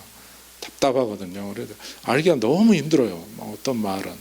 그 문장을 해독하는 게 꼭 암호를 푸는 것 같았습니다. 옛날 마치 2차 대전 때 그 독일군 암호를 이니그마를 푸는 것처럼 꼭 그런 것 같았어요. 그래서 우리는 솔직히 말해서 하루에 원고지를 보통 30장, 40장은 채워야 겨우 입에 풀칠을 합니다. 그런데 하루에 5장도 못 채울 때가 많았어요.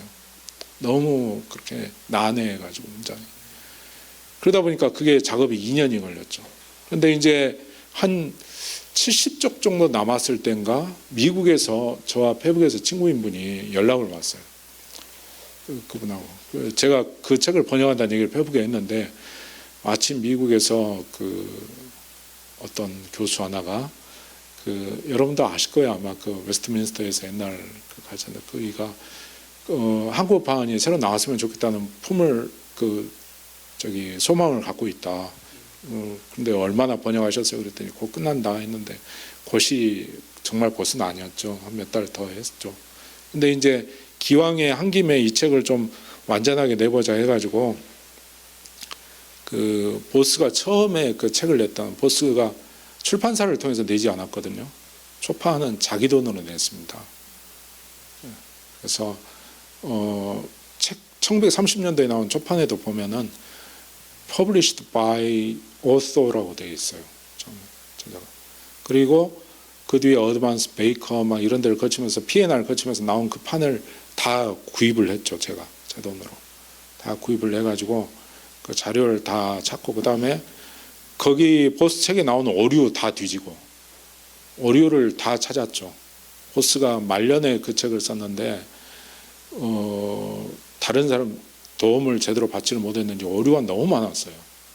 그래서 오류를 다 찾아서 뒤지고 참고문헌도 제대로 이렇게 인용을 해놓지 않아가지고 참고문헌 구할 수 있는 것도 구했습니다. 헌책방에서 외국 헌책방에서 구입해가지고 하나하나 다 대조해가지고 페이지를 대조로 하고 그래서 그 책 뒤에 역번 보면은 참고문헌 그 오류 수정한 것도 다 실어놨거든요. 그걸 했죠. 그런 식으로 작업을 했죠. 그래서 이제 책 나왔을 때 이제 그 옹균이 글에다 쓴 게 이제 이거야말로 내 모비딕이다. 왜냐하면 이제 그때 김석기 선생님이 모비딕 번역하시고 나서 내가 진짜 코피 안 터진 게 다행이다. 이거 하다가 죽는 줄 알았다. 그렇게 얘기를 하셨는데, 근데 그 뒤에도 모비딕이 계속 이어질 줄은 몰랐어요. 아니, 모든 책을 그렇게 작업하시는 건 아니죠. 지금 방금 건 정말 장인 정신이 느껴지는 작업 방식인데 이 방식으로 모든 책을 하면 출판사들이 기다리다가 목이 거의 빠질 것 다 같은데요. 그렇게 했죠. 사실은 두지평도 그렇게 하고. 두지평은 이런 얘기 여기서 하면 좀 다른 출판사가 자극을 받아야 되는데 출판사가 보너스를 줍디다. 너무 번역하는데 이거 원고를 받고 나서 생각해 보니까 이거 너무 미안하다. 이렇게 번역해 줄 줄은 몰랐다. 해가지고 번역비를 좀 더 주더라고요. 나중에 자기들이. 그래서 IBP에 너무 고마웠죠 그때. 네, 이 이야기를 IBP 편집자가 좋아하고 있습니다. 여기 왔어야 되는데 정모세 편집장이나 그분이나. 네, 그 다음 이제 민경찬 번역자 얘기 들어야 되는데 앞에서 이렇게 해버리시면 뒷사람이 아니 근데 우리 민 편집장님 제일 제가 존경하고 부러워하는 데인데요. 비하가. 전 이제 질문을 까먹었어요. 이게 질문이 뭐였죠? 저도 까먹었어요.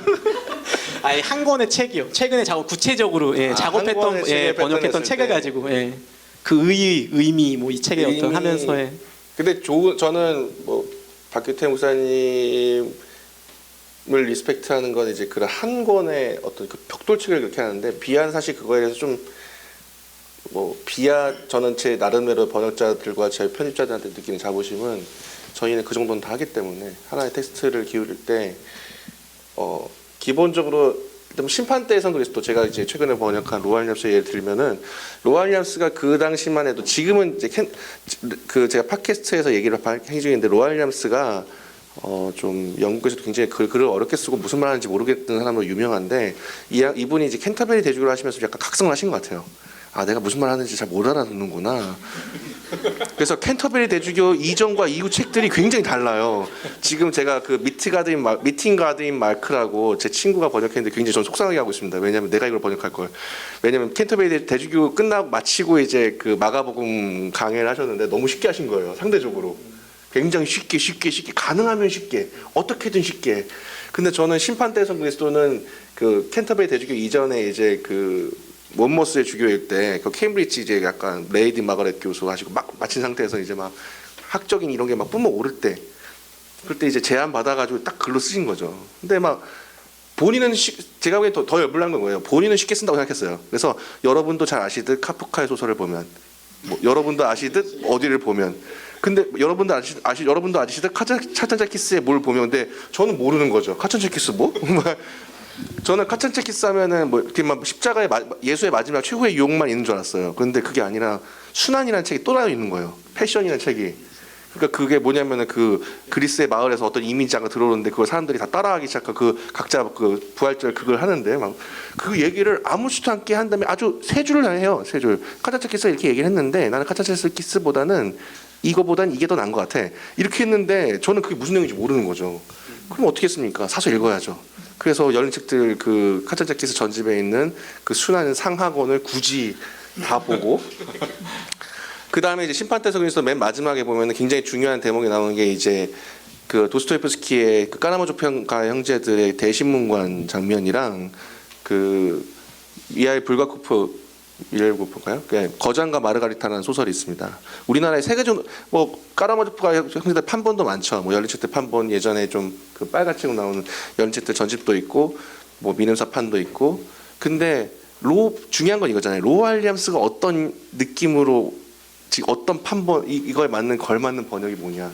근데 로알 윌리엄스가 택한 이 그 논지를 따라가려면 열린 책들 판본도 안 맞고 문학가 지정사 판본도 안 맞고 미nem사 판본도 안 맞는 거예요. 그러면 어떻게 하느냐? 제가 다시 해야죠 이걸 사실 하면서. 그 다음에 거장과 마르가리타도 제가 그 문제는 대신문관 하면서 막 기억이 안 나잖아요. 그러니까 저도 옛날에 봤는데 신학생들이 꼭 읽어야 된다고 해서 하는데 기억 안 나니까 다시 다 봐야 되는 거죠. 거장과 마르가리타는 저는 이름만 들어오고 그냥 괜히 안착했었는데 엄청 진지하게 비평을 하거든요. 이게 마지막에 결론이 이게 소설가의 그 액자식 소설에서 소설가의 운명과 빌라도의 운명이 다른데 이게 해방과 이게 구원의 차이가 뭐고 막 얘기하는데 무슨 말인지 모르겠는 거죠. 그러니까는 저 책이 심판대성 그리스도가 200페이지가 조금 넘는 책인데 제가 참고 자료로 돈을 쓴 게 50만 원이 그러니까 번역료가 저는 편집장이니까 제 번역료를 제가 매기잖아요. 차마 높게는 못 매기는데 막 눈물 흘리면서 내가 이걸 이렇게 내가 이론 받고 막 근데 이제 그렇다고 해서 뭐 참고 도서비를 뭐 청구할 수도 없고 뭐 그랬던 기억이 납니다. 그래서 욕은 하시면 안 돼요. 네. 또 하나 재밌는 거는 이제 그런 박기태 사람에서 외국 저는 한국 그 번역을 하면 할수록 더 꼼꼼하게 되는 그러니까 물론 이제 성실한 번역자라면 성실한 그리고 출판사라면 책은 만들면 만들수록 나도 나아지는 것 같아요. 더 나중에 만들수록. 그래서 저는 뭐 저는 우리나라 편집력이 꽤 좋은 만약에 정말 양심대로 정해진 수순대로 하면 굉장히 좋은 질이라고 생각을 하거든요. 그러니까 왜냐하면 박규태 목사님이 수정하시듯이 저도 보면은 외국 편집자들이 좀 틀린 부분 그리고 외국 편집자들이라고 해서 꼭 신학을 전공하신 분들은 아니기 때문에 성서 인용이나 이런 구절들도 틀린 게 좀 많고 그리고 이제 무슨 오늘 그 지난번 그 요번에 최근에 나온 책인데 저희 출판사에서 교회를 찾아서라는 책을 냈는데 레이첼 헤드 에반스라는 그 미국에서 굉장히 유명한 복음주의 지금 현재 아주 핫한 필자가 썼어요. 근데 그분이 막 신학을 전공하시지 않으셨죠. 그래서 그분이 되게 잘난 약간 폼을 잡으면서 그 예수는 하나님 나라를 가르쳤지만 정작 도래한 건 교회였다. 근데 이거를 딜카이가 얘기했다는 거예요. 근데 저는 알고 있거든요. 이거 말을 한 거는 알프레드 로아즈라는 사람이거든요.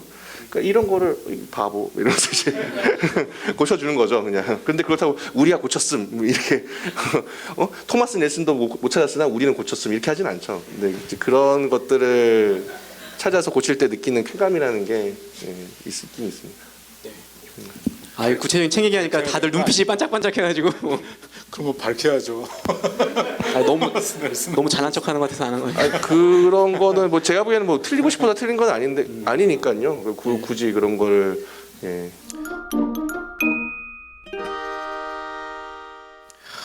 이 이야기만 가지고도 너무 오래 얘기할 것 같아서요. 이제 그 아까 박규태 목사님 얘기하신 나중에 제가 얘기하겠습니다라고 했던 그 번역가의 삶에 대한 이야기로 좀 들어가야 될 것 같습니다. 이거 뭐 뒤에 한마디 없으시면 뭐 삶의 애환 같은 게 될 텐데요.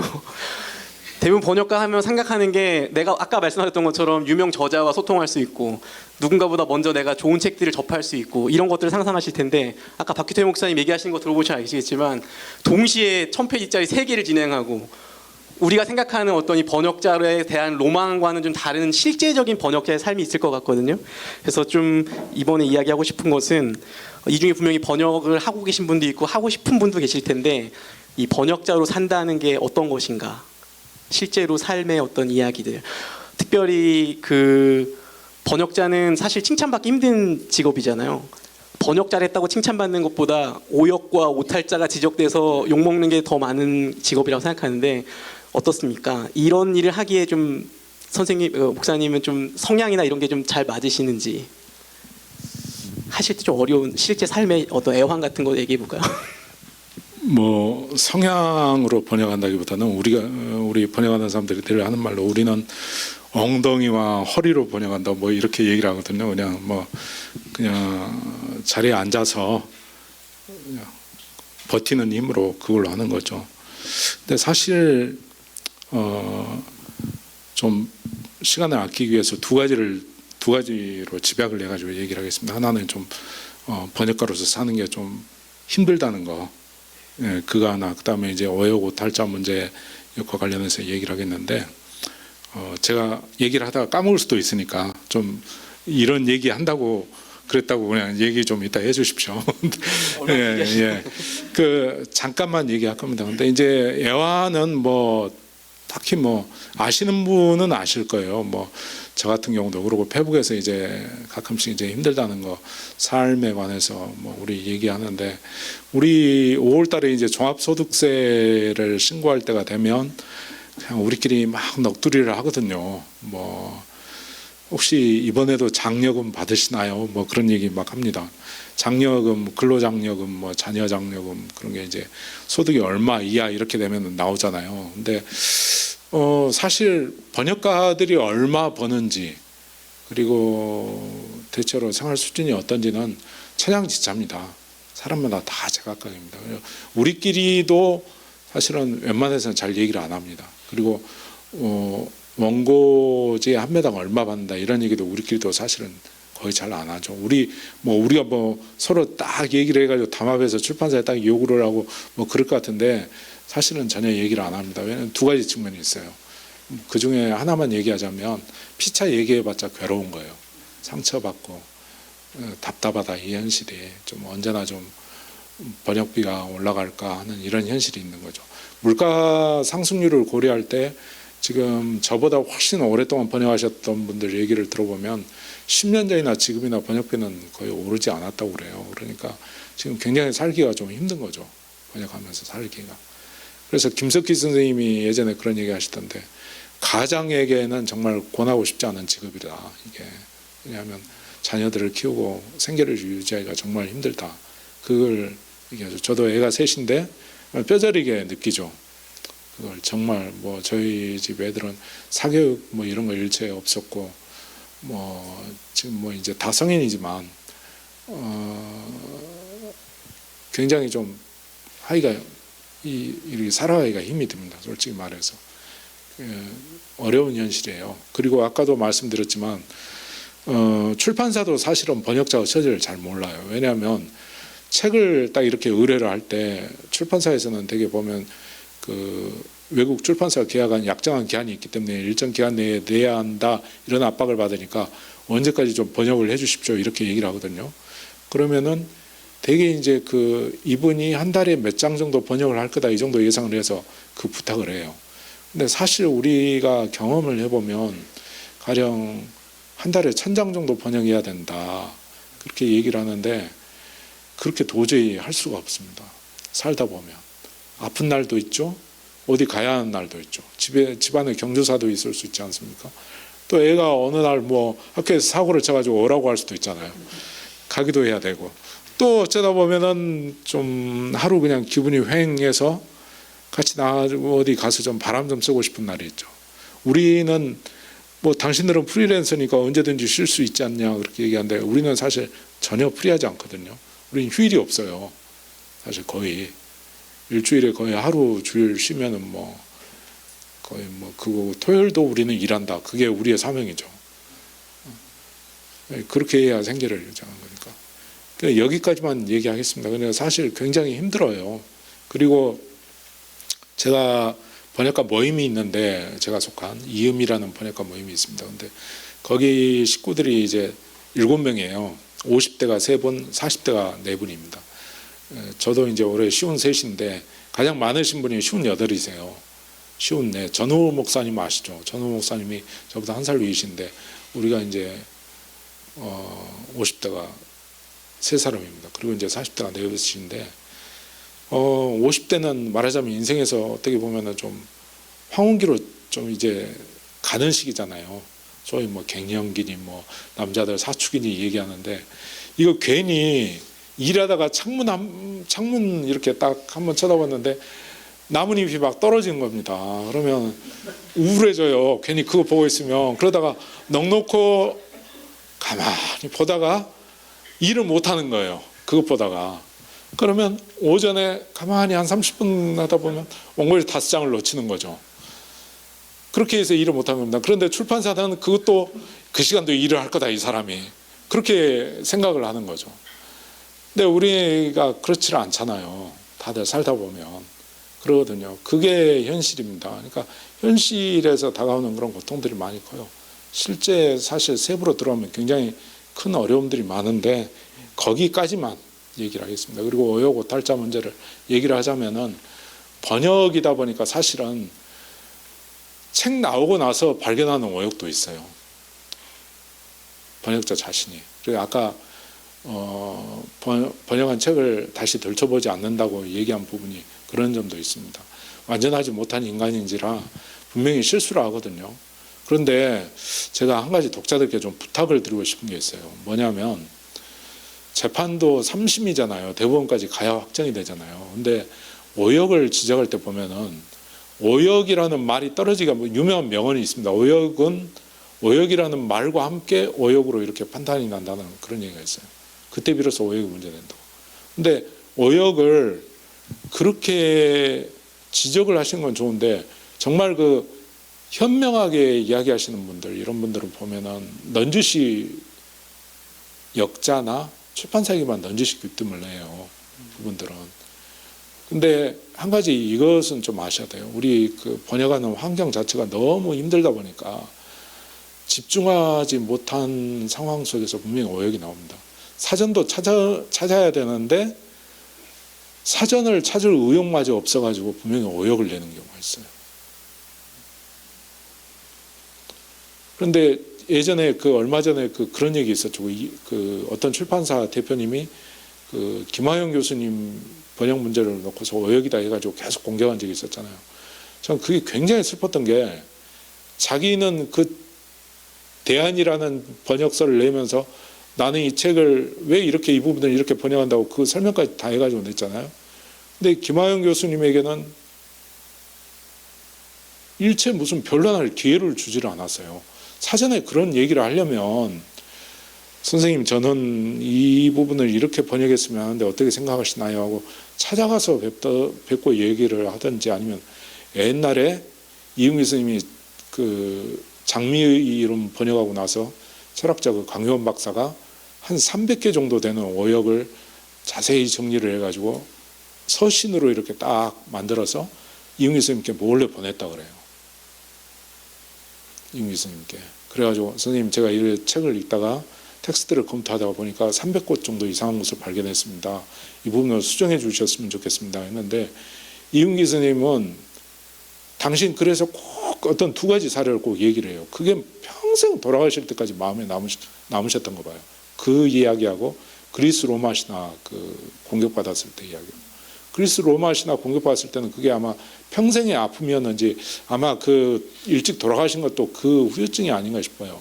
근데 강효원 박사에게는 고맙다는 얘기를 자꾸 하거든요.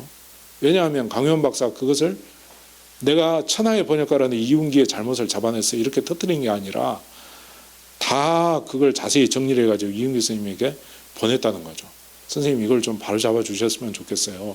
제가 연구해 본 결과에 따르면 이런 게 좀 이상합니다 하고 얘기를 했더랍니다. 그래서 300개 가운데 그 독일에서 보면은 독일에서 장매 이름 읽기라는 그 참고서가 나왔어요. 도급판에. 그래서 일본에서 그걸 번역을 했거든요. 그러니까 이은기 선생님이 그걸 일어를 해독하실 수가 있으니까 출판사에서 그걸 구해줬나 봐요. 그것과 대조를 해가지고 260곳의 오역을 바로잡았다고 그러더라고요. 그러니까 그러면서 강효원 선생님이 감사한다고 그 얘기를 했거든요. 오역에는 다 이유가 있습니다. 사실은. 그게 몰라서 오역을 했던 아니면 알고도 그 순간에 뭔가 딴 생각을 했던 낙엽을 보다가 너무 슬픈 마음이 들어가지고 여러분 그거 아세요? 한 문단을 빠뜨리기도 해요. 번역하다 보면.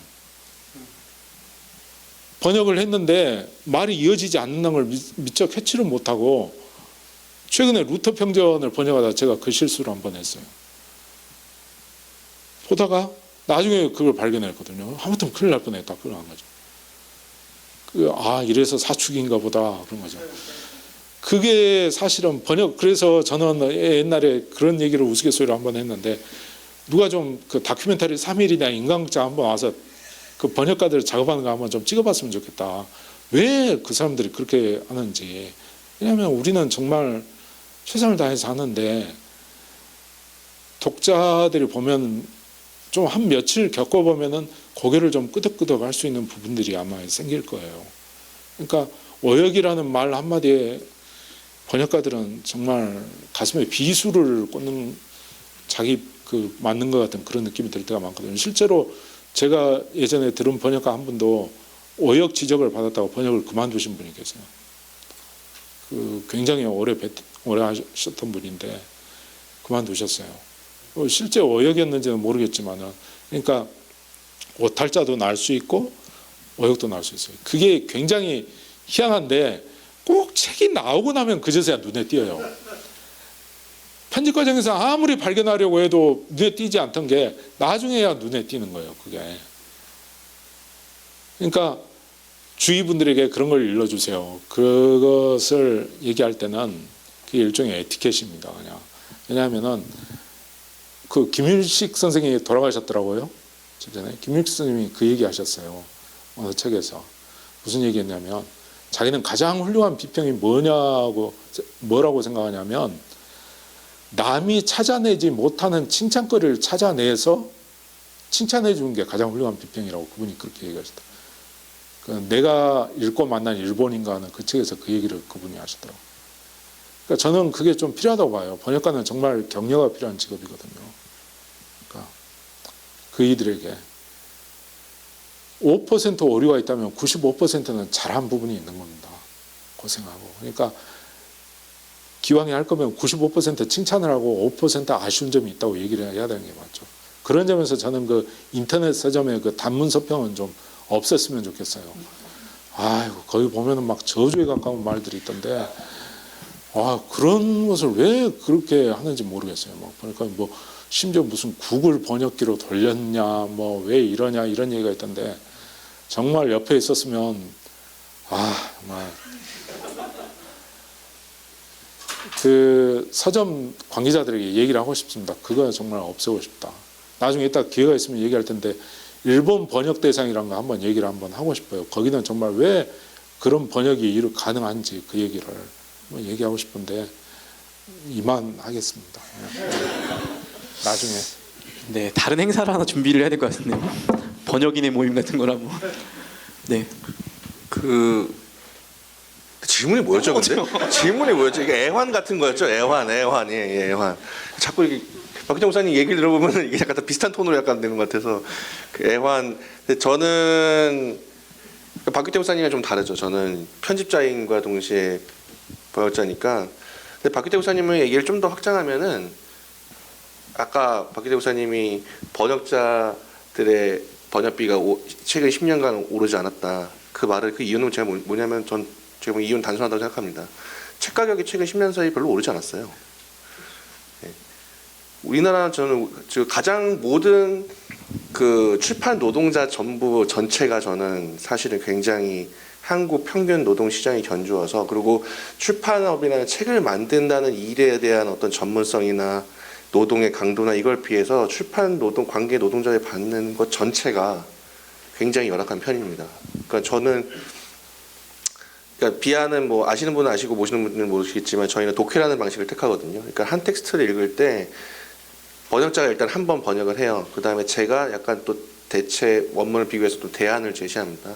다시 번역자가 그걸 보고 또 고쳐요. 그 다음에 다 같이 모여가지고 번역자와 저와 또 옵저버 저희가 나름대로 선정한 옵저버와 넷이서 다 같이 모여가지고 처음부터 끝까지 책의 내용을 다 읽습니다. 그 와중에 또 의견을 주고받고 다듬어요. 그래서 결국에 목표는 독자와 편집자와 번역자가 셋이서 만족하는 텍스트를 얻어내는 거죠. 굉장히 아름다운 것 같은데 굉장한 많은 시간이 걸립니다. 이를테면 이번에 교회를 찾아서 같은 경우에는 1박 2일이 걸렸어요. 굉장한 이게 뭐라고 에세이인데 에세이여도 이게 400페이지가 넘으니까 소리내서 읽기만 해도 하루가 넘게 걸리는 거예요. 그래서 너무 피곤하다고 해서 다음날 다시 모여가지고 하는데 모든 출판사도 그렇게 이거는 좋은 사례는 될 수 있어요. 이를테면 바울과 팔레스타인 1100페이지짜리는 거의 뭐 한 달 동안 합숙해서 할 판인데 그걸 할 수는 없잖아요. 그러니까 저희는 약간 그렇기 때문에 기획에도 약간 제약이 있는 거예요. 기본적으로 가급적이면 한국어 단행본이 됐을 때 400페이지 이상은 하지 말자. 우리가 1박 2일에 걸쳐서 2박 3일 정도에 소화할 수 있는 책인데 중요한 거는 전반적으로 제가 보기에는 편집자라든지 번역자라든지 그런 그 한 텍스트를 만들기 위해서 노리는 조동. 그래서 막 제가 열심히 해가지고 해서 했을 때 뭐 이를테면은 요번에 나 그 책으로 치자면은 교회를 찾아서 같은 경우 17,000원인데 계속 고민이 드는 거죠. 조금 싸게 해서 15,000원에서 좀 더 15,000원 하면 좀 팔리나? 아니면 진짜 고생했는데 18,000원 할까? 사람들한테 계속 사람들의 체감이 지금 어떻게일까? 근데 사실 어이가 없는 건 좀 그렇게 해서 이제 스타벅스에 가가지고 제가 좋아하는 콜드폰 콜드브루를 이렇게 하면 6,000원짜리인 거죠. 그거 3잔이면은 그냥 사는 거예요. 저는 이거를 만드느라고 한 달 반 동안 번역자는 아마 그 이상의 시간을 몇 개월 동안을 붙잡고 저를 포함해서 적어도 2명 이상, 3명 이상이 한 달 이상을 끙끙대면서 알았던 것이 17,000원에 나가는 거죠. 그리고 외국 시장과 비교해봤을 때도 한국 시장은 굉장히 저렴한 편입니다. 그러니까 제가 보기엔 이건 약간 구조적인 문제가, 그러니까 한국 그 도서 시장이 어떤 면에서는 많은 사람들이 서재를 꾸미고 싶은, 맘만 먹으면 서재를 꾸밀 수 있는 장점이 있어요. 근데 대신에 그걸 위해서 사실은 출판 노동자들이 굉장히 많은 걸 깎은 게 있는 겁니다. 그런 구조적인 애환이 있고, 또 뭐였죠? 네, 그런 거를 고려해야 될 것 같아요. 네, 그런 생각이 듭니다. 네, 두 분이 공히 말씀하신 게 약간 좀 보이지 않는 수고와, 예, 독자가 책을 받아 들었을 때는 잠깐만, 먼저 에피소드 오역 같은 거 나왔는데 죄송합니다. 아니 왜냐하면 오늘 또 이렇게 반가운 분이 와주셔가지고 아까 알라딘 백자평에서 저희가 비아가 이제 비아 문고판을 만들었는데 아시시 프란치스코라는 그 프란치스코 성인에 관한 문고판을 만들었어요. 근데 거기서 이제 별점 1개를 받았습니다. 그러더니 평이 이거예요. 알아듣지도 못할 용어에 도대체 무슨 말을 해놓은지 모르겠다. 지금 알라딘 가서 한번 보세요. 한번 그렇게 있을 거예요. 근데 저는 그거 두고 정말 왜 하필 또 이 책을, 왜냐하면 여기 앞에 앉아 계신데 이게 프란치스코 출판사 전 편집자가 와 계신데, 저는 그 책이, 저희는 정말 그 책에 용어가 자신이 없어서 프란치스코 수도회를 찾아갔어요. 그래서 감수를 받았거든요. 그래서 용어를 일일이 다 감수받고 검토받고 그래가지고 우리 입장에서 최대한 그 원래 프란치스코의 의도에 맞게 낸 건데, 어떤 독자가 그거를 모르는 상태에서 이건 무슨 알아듣지 못한 영어다 이렇게 했으니까 정말 약간 굴다리에서 한번 만나자고 어디 한번 그런 생각이 들고, 또 하나 또 인상적인 게 칼바르트 입문서에 대한 평가였는데, 뭐 칼바르트 문고판 130페이지짜리에 칼바르트의 신학적 오류를 지적하지 않았다고. 그러니까 저는 약간 이러면 또 약간 화가 나는 게 130페이지 되는 입문서에 뭘 이렇게 많이 해야 된다고. 그러니까 장르에 대해서 그 사람의 좋은 점, 아까도 95%, 근데 입문서라는 건 그런 거잖아요. 그 사람이 어쨌든 그 특징을 개괄적으로 소개하고 압축해서 보여주기 힘들었는데, 이 사람 뭐 사생활에 무슨 문제가 있었고 그런 거를 다 일일이 시콜콜 얘기해야 되는 건지, 그런 독자분들이 좀 더 그 장르와 그것에 만드는 노동과 그런 걸 고려해서 하면 훨씬 더 좋겠다는 생각은 하고 있습니다. 이게 얘기를 들어보니까 저희가 좀 생각했던 것보다 더 많은 스트레스들을 받으시고 또 수고하고 고생하는, 정말 삶을 갈아 넣는 거에 비해서 사실 돌아오는 리워드도 사실 크지 않은, 사실 쉽지 않은 길이라는 생각이 들고요. 오늘 말씀 들으신 분들은 아마 그렇게 달지 않을 거라고 생각이 듭니다. 예, 막 오탈자 이렇게 막 페이스북에 쫙 진열하고 막 이러진 않을 거라 생각했는데, 이런 작업들 자체가 일종의 번역자의 씨름이라고 생각합니다. 독자들이 번역자를 의식하지 못할 정도로 이게 로안 윌리엄스의 글이야? 라고 그냥 술술 의식하지 않고 넘어갈 정도로 자기를 숨겨서 하는 작업인데, 이런 씨름들을 보이지 않게 하고 있을 거라 생각이 들고요. 요 씨름 얘기만 하고 저희가 좀 이제 1부 순서를 마무리하려고 하는데요. 그 두 분이 책을 번역할 때 어떤 거에 주안점을 두고 진행하신, 두 분이 번역하는 게 그 박규태 목사님은 좀 두터운 신학 서적이 많고 좀 아마 특징이 좀 다를 것 같긴 한데요. 어떤 거에 주안점을 맞춰서, 그리고 우리가 흔히 많이 이야기하는 어떤 의역이나 직역, 그런 어떤 번역할 때 사람들이 궁금해하는 부분들이 있을 것 같은데요. 어떻게 독자들에게 더 좋은 번역을 보여주기 위해서 씨름을 하시는지, 이것도 좀 구체적인 어떤 한 문장 아니면 한 책을 이야기를 들려주시면 좋을 것 같아요. 네, 까먹기 전에 우리 민경찬 좀 먼저 하겠습니다. 그러니까 저는 그 번역을 하면 할수록 가장 이상한 논쟁이 직역이냐 의역이냐 논쟁인 것 같아요. 제가 보기에는 직역이라는 거는 원칙적으로, 그러니까 아까 잠깐 말씀드렸던 것 같은데, 원문을 그대로 그 구조를, 그러니까 일단 영어로 치면은 영어랑 한국어는 어순이 달라요. 그래서 그 구조를 그대로 살릴 수도 없을 뿐더러 더 근본적인 문제점은 그 구조를 그대로 살린다고 해서 그 효과가 나지 않는다는 거죠. 네. 이를테면은 갑자기 제가 이거 편집을 열심히 하다 보니까 제가 번역한 게 기억이 안 나는데, 그냥 요번에 낸 책에서 이를테면 교회를 찾아서 같은 경우에서 지은이 레이첼 헬드 에반스가 교회는 교회에 대해서 막 얘기를 하면서 그 남성 그러니까 그런 아우구스티누스가 얘기했다는 말이 있죠. 교회는 창녀다. 하지만 교회는 나의 어머니다. 이런 말이 있는데 이 레차르트가 비판을 해요. 이 말을 한 사람은 분명히 아우구스티누스인지 모르겠지만 분명히 남자일 거다. 왜냐하면 남자들이 보통 얘기하는 여자들의 모델이 세 가지밖에 없다. 처녀, 창녀, 어머니. 여성이 만약에 정말 진심으로 교회를 여성으로 생각했다면 훨씬 더 폭넓게 교회에 대해서 묘사를 할 거다. 그러면서 이제 교회에 대해서 온전한 의미의 여성이라는 걸 막 얘기를 했는데 문제는 이겁니다. 영어에서는 교회를 she라고 해요. 인칭 대명사를 붙여서 하죠. 근데 우리는 교회라고 했을 때 그렇게 인격적인 느낌을 받아들이지 않거든요. 그러니까 일단 교회가 여성이라는 느낌 자체가 우리는 없는 겁니다. 그러니까 사실은 이 논지 자체가 전체적으로 잘 이해가 안 되는 거예요. 그러니까 이거는 사실은 번역을 우리가 아무리 잘해도 이 문화적 차이가 있기 때문에 느낄 수가 없는 거죠.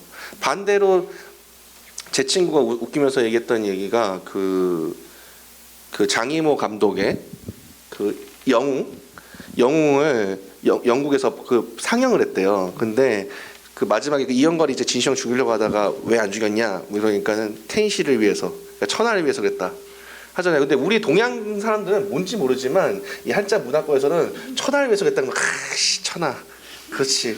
천하를 위해서 안 죽일 수 있지. 이런 건데 그거를 어떻게 번역을 했냐면 언더 더 스카이라고 번역을 했대요. 말 그대로 직역을 한 거죠. 천하. 그리고 외국 사람들 이해를 못하는 거예요. 언더 더 스카이 이게 뭐 하늘 아래? 왜 하늘 아래? 근데 막 또 그걸 또 중국 전공자들이 막 잘나가면서 병신들아 막 이러면서 언더 더 스카이 인용입니다. 인용해. 네, 언더 더 스카이는 잘못된 번역이지 라면서 잘난 척을 하면서 해낸 게 For God's Sake예요. 대신 나온 게 For God's Sake. 근데 이거는 기독교적이잖아요. 천하라는 거는 인격적인 신의 어떤 개입이 아니라 우리는 그 느낌적 느낌 있잖아요. 그 우주의 그 우주를 그 운행하는 느낌적 느낌 때문에 그런 거다. 그런데 그쪽에서는 For God's Sake라고 해야지만 그나마 그의 유사치에 대한 번역이 되는 거죠. 하지만 그게 100% 맞느냐? 그건 또 아니잖아요. 우리는 그 천하라는 게 그거는 뭐 얼추 비슷하지만 그건 아니야라는 거죠. 근데 이런 게 번역에서는 제가 보기에는 근본적으로 자리가 잡고 있는 거예요. 그러니까 이걸 어떻게 살릴 것이냐라는 거는 그러니까 저는 아주 기본적인 인포메이션을 갖고 있는 책 그리고 뭐 이제 아주 전문적인 역사서를 제외하고는 산문이나 특히나 이제 그 언어에 대한 그 덴시티라고 하죠. 밀도가 그 언어가 주어진 가능성을 높이 활용하는 책이면 그런 저작이면 저작일수록 사실 번역은 그만큼 더 창의성을 요구하는 것 같아요. 네. 그게 굉장히 번역가에게는 오역이라는 거를 저는 그러니까 오역이라는 말은 손쉽게 하면 안 된다고 생각을 하거든요. 그러니까 물론 제가 보기에는 의역과 지역이계란 말이 무의미하고 저는 중요한 거는 공격적인 번역이 있고 상대적으로 수비적인 번역이 있다고 봐요. 이를테면 법률집이나 수비적인 번역이 가장 대표적인 케이스는 저는 공의의 문헌을 뽑습니다. 가톨릭에서 교황령이나 공의의 문헌이나 가톨릭 교회 교리서를 보면은 각 지역마다 다 있는데 놀랍게도 구조도 굉장히 비슷하게 하려고 해요. 몇 장 몇 절 이렇게 해서 그걸 일치시켜야 되니까는 워낙 가톨릭이 하면 한일치 하잖아요. 그러니까 그런 법과 같은 그런 장르에 따라서 해야 될 번역의 택해야 될 번역이 좀 다른 거고 다 대신에 시라든지 에세이라든지 그런 건 굉장히 사실은 번역자에게 허락된 재량이 많은 거죠. 그리고 그 사람이 필요에 따라서 정말 신선한 어떻게 보면 그 텍스트의 번역이 새로운 색깔을 입힐 수도 있는 거예요. 그거 마치 성경에서도 마치 유진 피터슨의 메시지가 그런 현대영어를 번역하면서 새로운 선역의 활력을 부력하듯이 그런 가능성이 저는 있다고 생각합니다. 그 편집장님 말씀을 듣다 보니까 그 의역과 직역의 문제도 있지만은 어떻게 보면은 그 번역의 한계, 번역 불가능성 그런 문제도 있는 것 같아요. 그러니까 말을 어떤 다른 나라 언어에서 우리 언어로 옮겼을 때 혹은 우리 말로 쓴 것을 다른 나라 말로 옮겼을 때 그 사람들이 과연 이해를 할 수 있는지 이를테면 이거 얼핏 생각이 났는데 제가 그 군대에 있을 때 생각이 잠깐 나더라고요. 제대할 무렵이었는데 아주 군대는 이 맹물을 끓여가지고 그냥 이 물통에다 담아놓거든요. 그러니까 그걸 이제 떠서 마시라고 이제 컵을 그 밑에다 놔두는데 어느 날 여름이었나 그 아주 시원한 보리차가 한 잔 먹고 싶은 거예요. 보리차. 근데 보리차를 구할 데가 없잖아요. 지금처럼 이런 게 있는 것도 아니고 픽스에 가서 살 수도 없죠. 근데 제가 그때 이제 작전과에서 근무를 했는데 그 옆에 대장실이 있는 거예요. 보니까 당번병이 날마다 보리차를 끓이더라고요.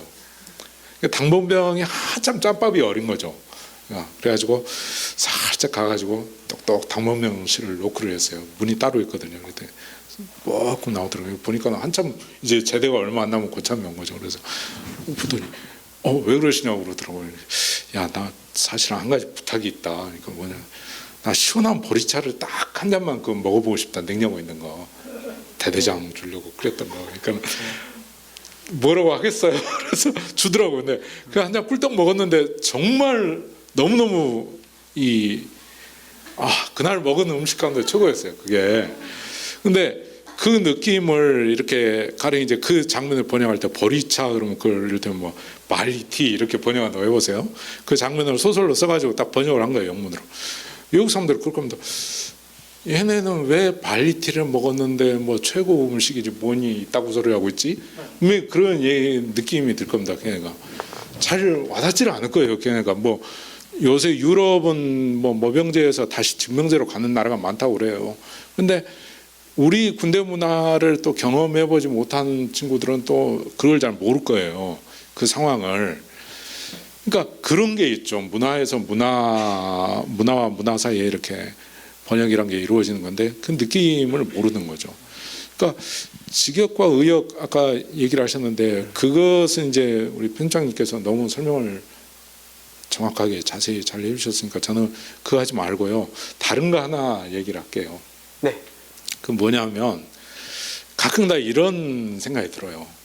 저자가 자기가 하고 싶은 얘기를 정확하게 다 썼을까? 책에. 그런 생각이 드는 겁니다. 왜냐하면은 이 사람도 100% 문장가라는 보장이 없잖아요. 누군가가 편집자가 글을 만지고 수없이 삭제를 하기도 하고 때로는 이 부분은 좀 더 부연이 필요합니다 해가지고 첨가를 시키기도 하고 아마 그랬을 거라고요.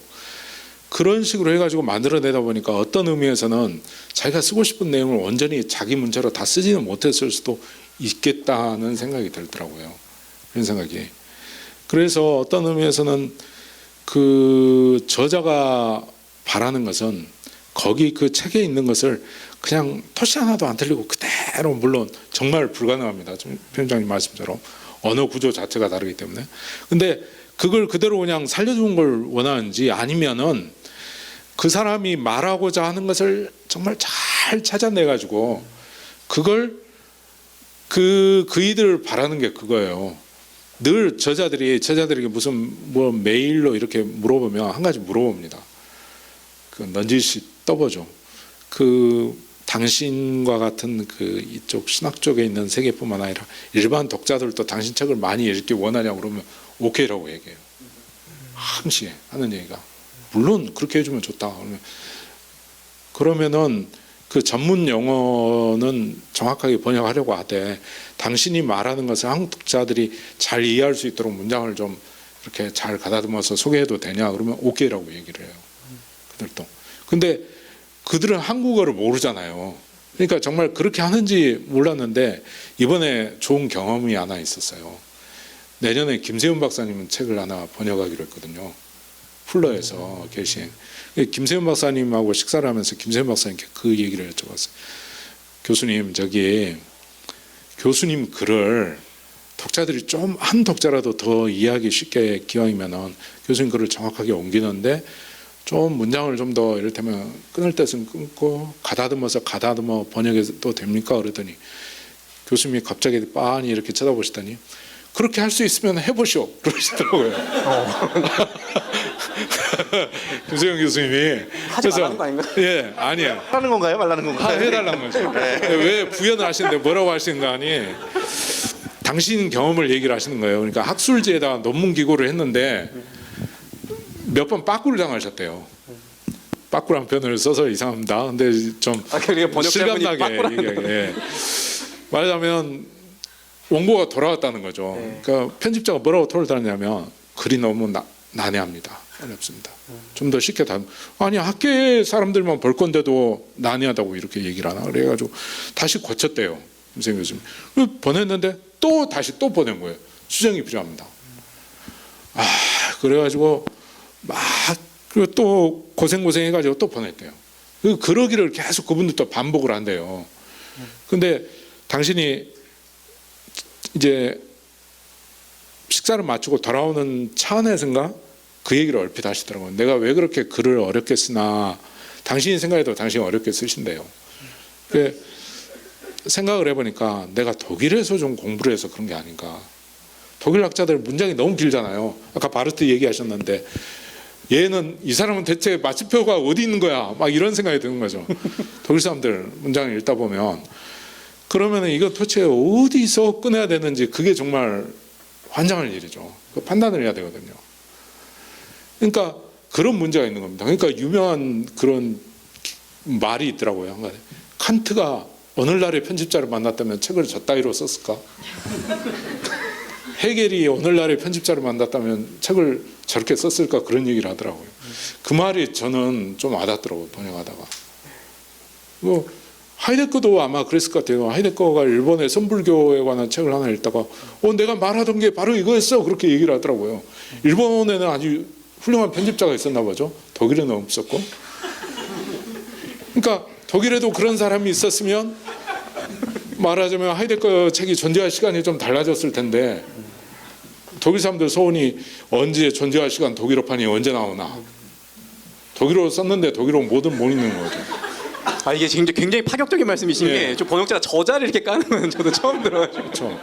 지금 그러니까 저자에 대한 어떤 강렬한 이런 처음 듣습니다. 그러니까 저자들도 되게 보니까 소원이 바라는 게 뭐냐면 특히 이제 아마 문학 쪽 같은 경우는 본인 문체가 좀 살기를 바랄 거예요. 그렇죠. 좀 많이 바랄 텐데 신학 쪽은 이야기를 해보면은 번역의 어려움을 공감하시는 분들 많아요. 고먼 교수 같은 분은 자기 경험, 자기가 프랑스 책을 하나 번역을 했는데 나 번역하다 죽는 줄 알았다. 그 얘기 하시더라고요. 그 뒤로는 다시 번역 안 한다고. 얼마나 고생하냐고 그 얘기를 하시더라고요. 세상에 외국의 번역가의 고통을 알아주는 사람이 있다니 한국에는 없고 그러고 감격했는데 그런 분도 계시는데 그런 분들 하는 얘기가 내 뜻을 한국 독자들이 잘 알게만 좀 전달해다오. 무슨 말인지 모르게 읽게 하지 말고 내가 하려는 말이 무슨 말인지를 정확히 전달해달라. 아마 편집장님 말씀도 그걸 거예요. 어떻게 보면 아까 그 한국 현지화를 많이 고민하신다고 그랬는데 그거죠. 물론 그 맥락에는 그 말씀에는 여러 가지 의미가 있겠지만 그 의미 중에 하나는 아마 그것도 있을 거라고 생각해요. 한국 독자들도 좀 알아들을 수 있는 말로. 물론 그렇다고 해서 이제 한국식으로 완전히 무슨 옛날 번안가요처럼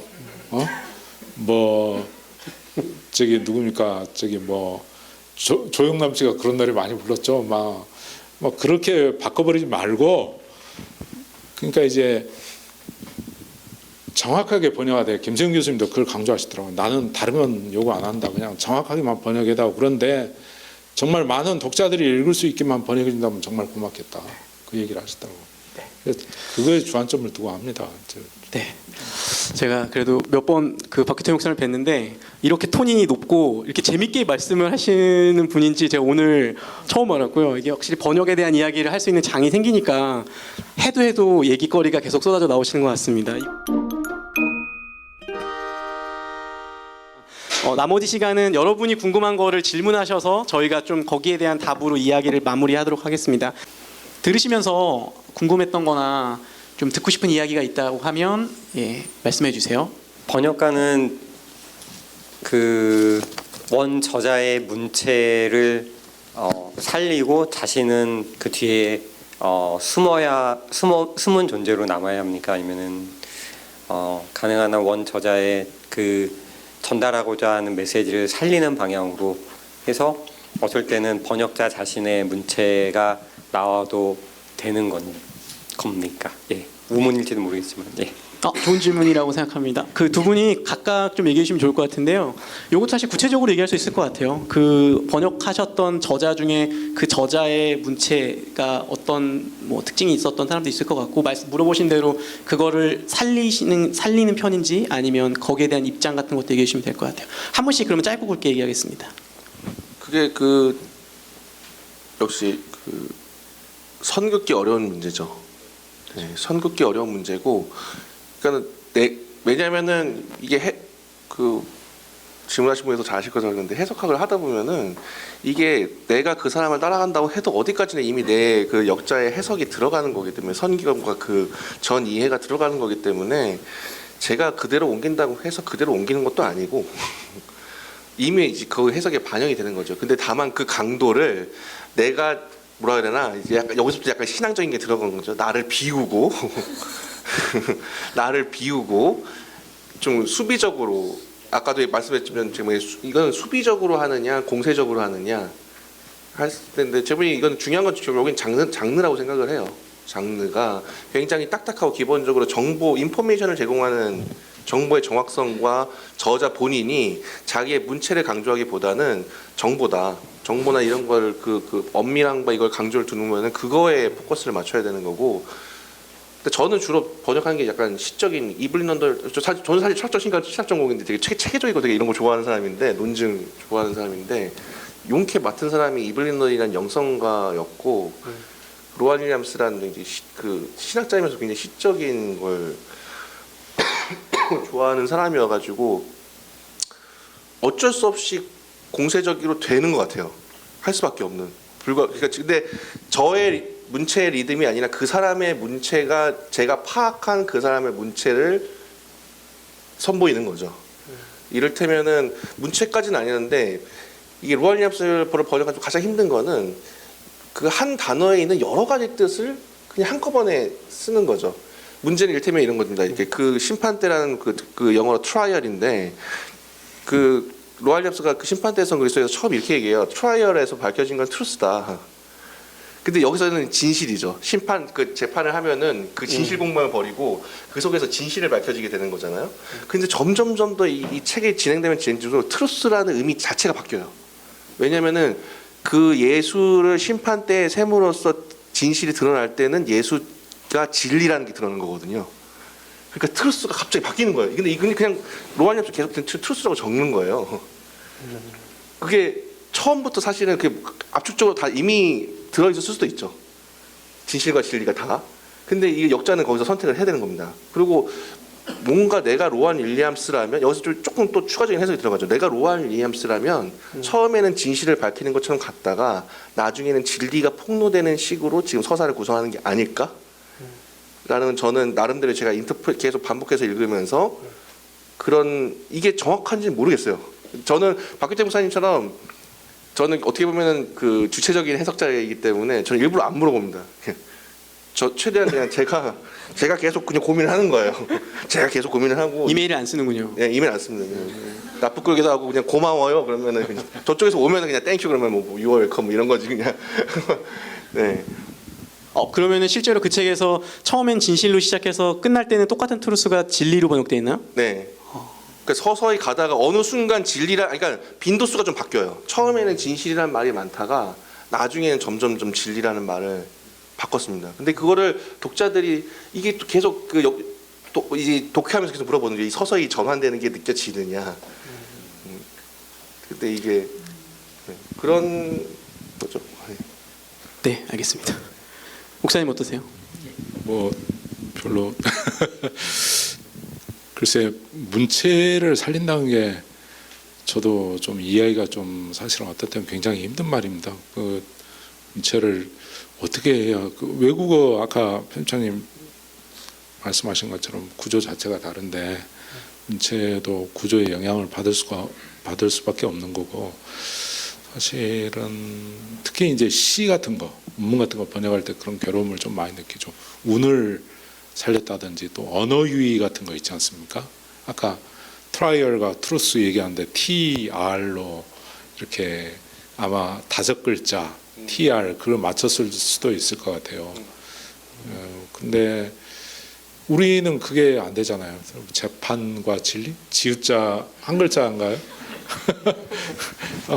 트라이얼을 또 잘못해서 심판 잘못이 아니라 그냥 심판으로 한다면 또 진리는 그럼 뭘로 들었으면 뭘로 번역을 해야 하나요? 좀 그런 게 있죠.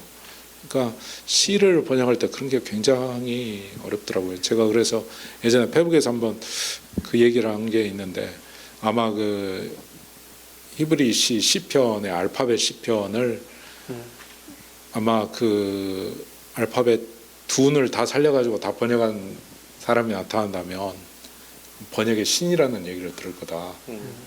그런 얘기를 한 게 있는데 그게 좀 어려운 것 같아요. 옛날에 기독교 그 위험한 사상의 역사를 번역할 때 맥크라스가 그 시를 여러 편을 인용을 했어요. 근데 시 운율을 살리려다 보니까 그대로 직역을 하려다 보니까 이게 운문이 되는 게 아니라 산문이 되더라고요. 그래서 그렇게 하지 않고 한글로 자수를 맞춰서 이를테면 한 연에 13글자면 13글자, 15글자면 15글자, 5로 딱딱 끊어지게끔 한번 말을 완전히 바꿔가지고 한번 번역을 해봤어요. 한번 그런 식으로. 다만 이제 그런 때는 어떤 때는 이제 100% 직역이라고는 소위 직역이란 게 있다면 뭐 완전히 일치하는 번역은 아니죠. 그러나 그렇게 시도는 해보는 거죠. 한번 그렇게. 그러니까 어떤 분이 원서와 대조해보고 요새 그런 분이 참 무섭습니다. 번역가에게 원서와 대조해보았습니다. 정말 또 뭔 얘기를 하려고 또 이런 얘기를 했나. 또 원서와 대조해보았습니다. 이렇게 쓰면서 왜 원문은 이런데 이 시를 이렇게 번역해 놓으셨나요? 그러면 또 제발 그렇게 얘기하지 말고 먼저 좀 물어보세요. 그랬으면 좋겠어요. 좀 그런 게 어렵습니다. 박기태 목사님이 또 말씀하시니까 하나 더 생각나는 게 그 저기 있는 그 로알 yap스 제가 처음 번역한 책이 신뢰하는 삶인데 신뢰하는 삶에서 마지막에 그 우리가 보이지 않는 이제 천국에 대해서 묘사하면서 그 조지 허버트의 시를 인용합니다. 근데 거기에 그 시에서 랜드 오브 스파이스란 말이 나와요. 번역하면 향료의 나라죠.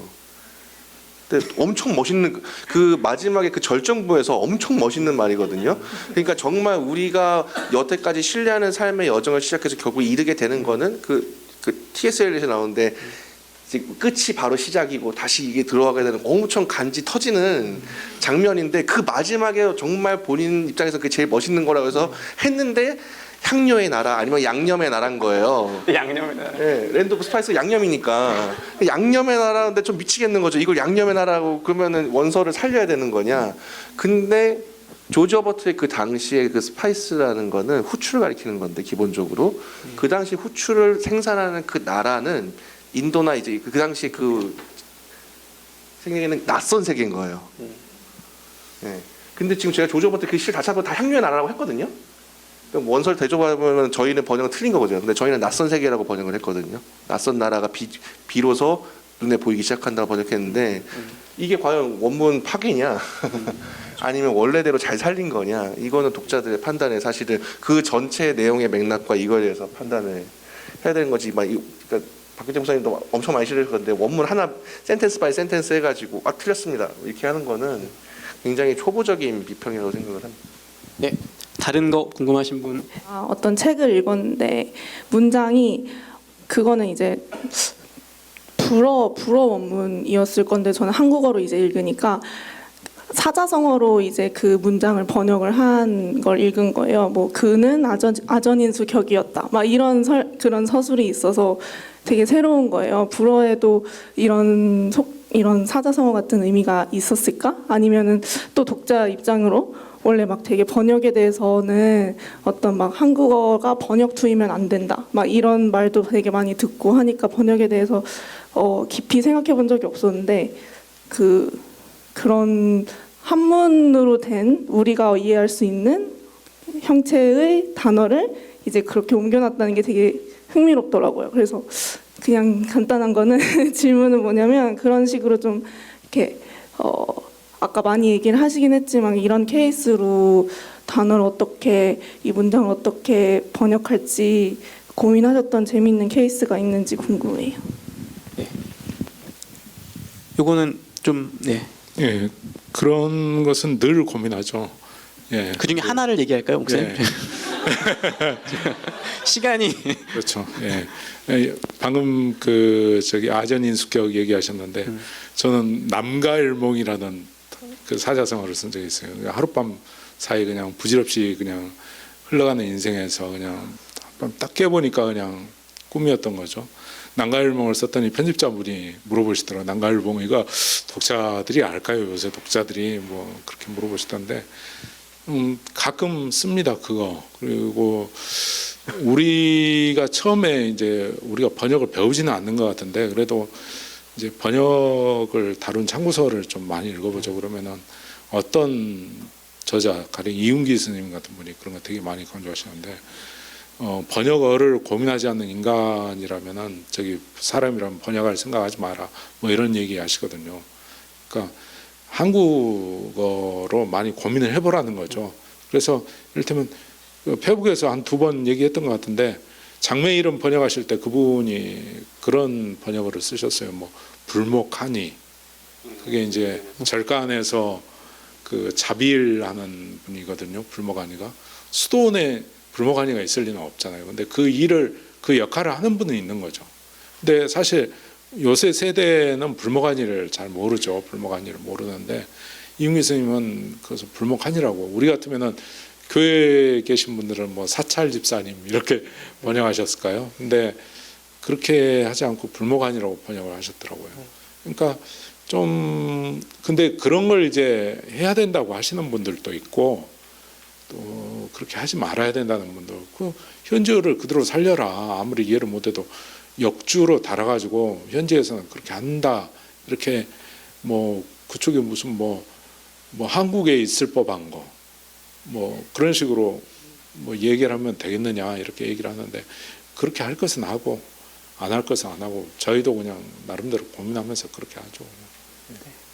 민경찬님은 그 몇 가지 케이스가 나는데 케이스는 너무 많죠. 그러니까는 근데 그 혹시 오늘 비아 책을 사셨다면 그냥 한 가지 에피소드가 생각나는 게 잃어버린 언어를 찾아서라는 책이 있는데 바바라 브라운 테일러가 쓴 에세이가 있는데 이제 바바라 브라운 테일러가 자기가 언어를 되게 좋아한다고 하면서 이제는 사라진 고어들을 그리워한다는 게 있어요. 그러면서 진짜 영어 고어식 표현들을 막 쓰는 거죠.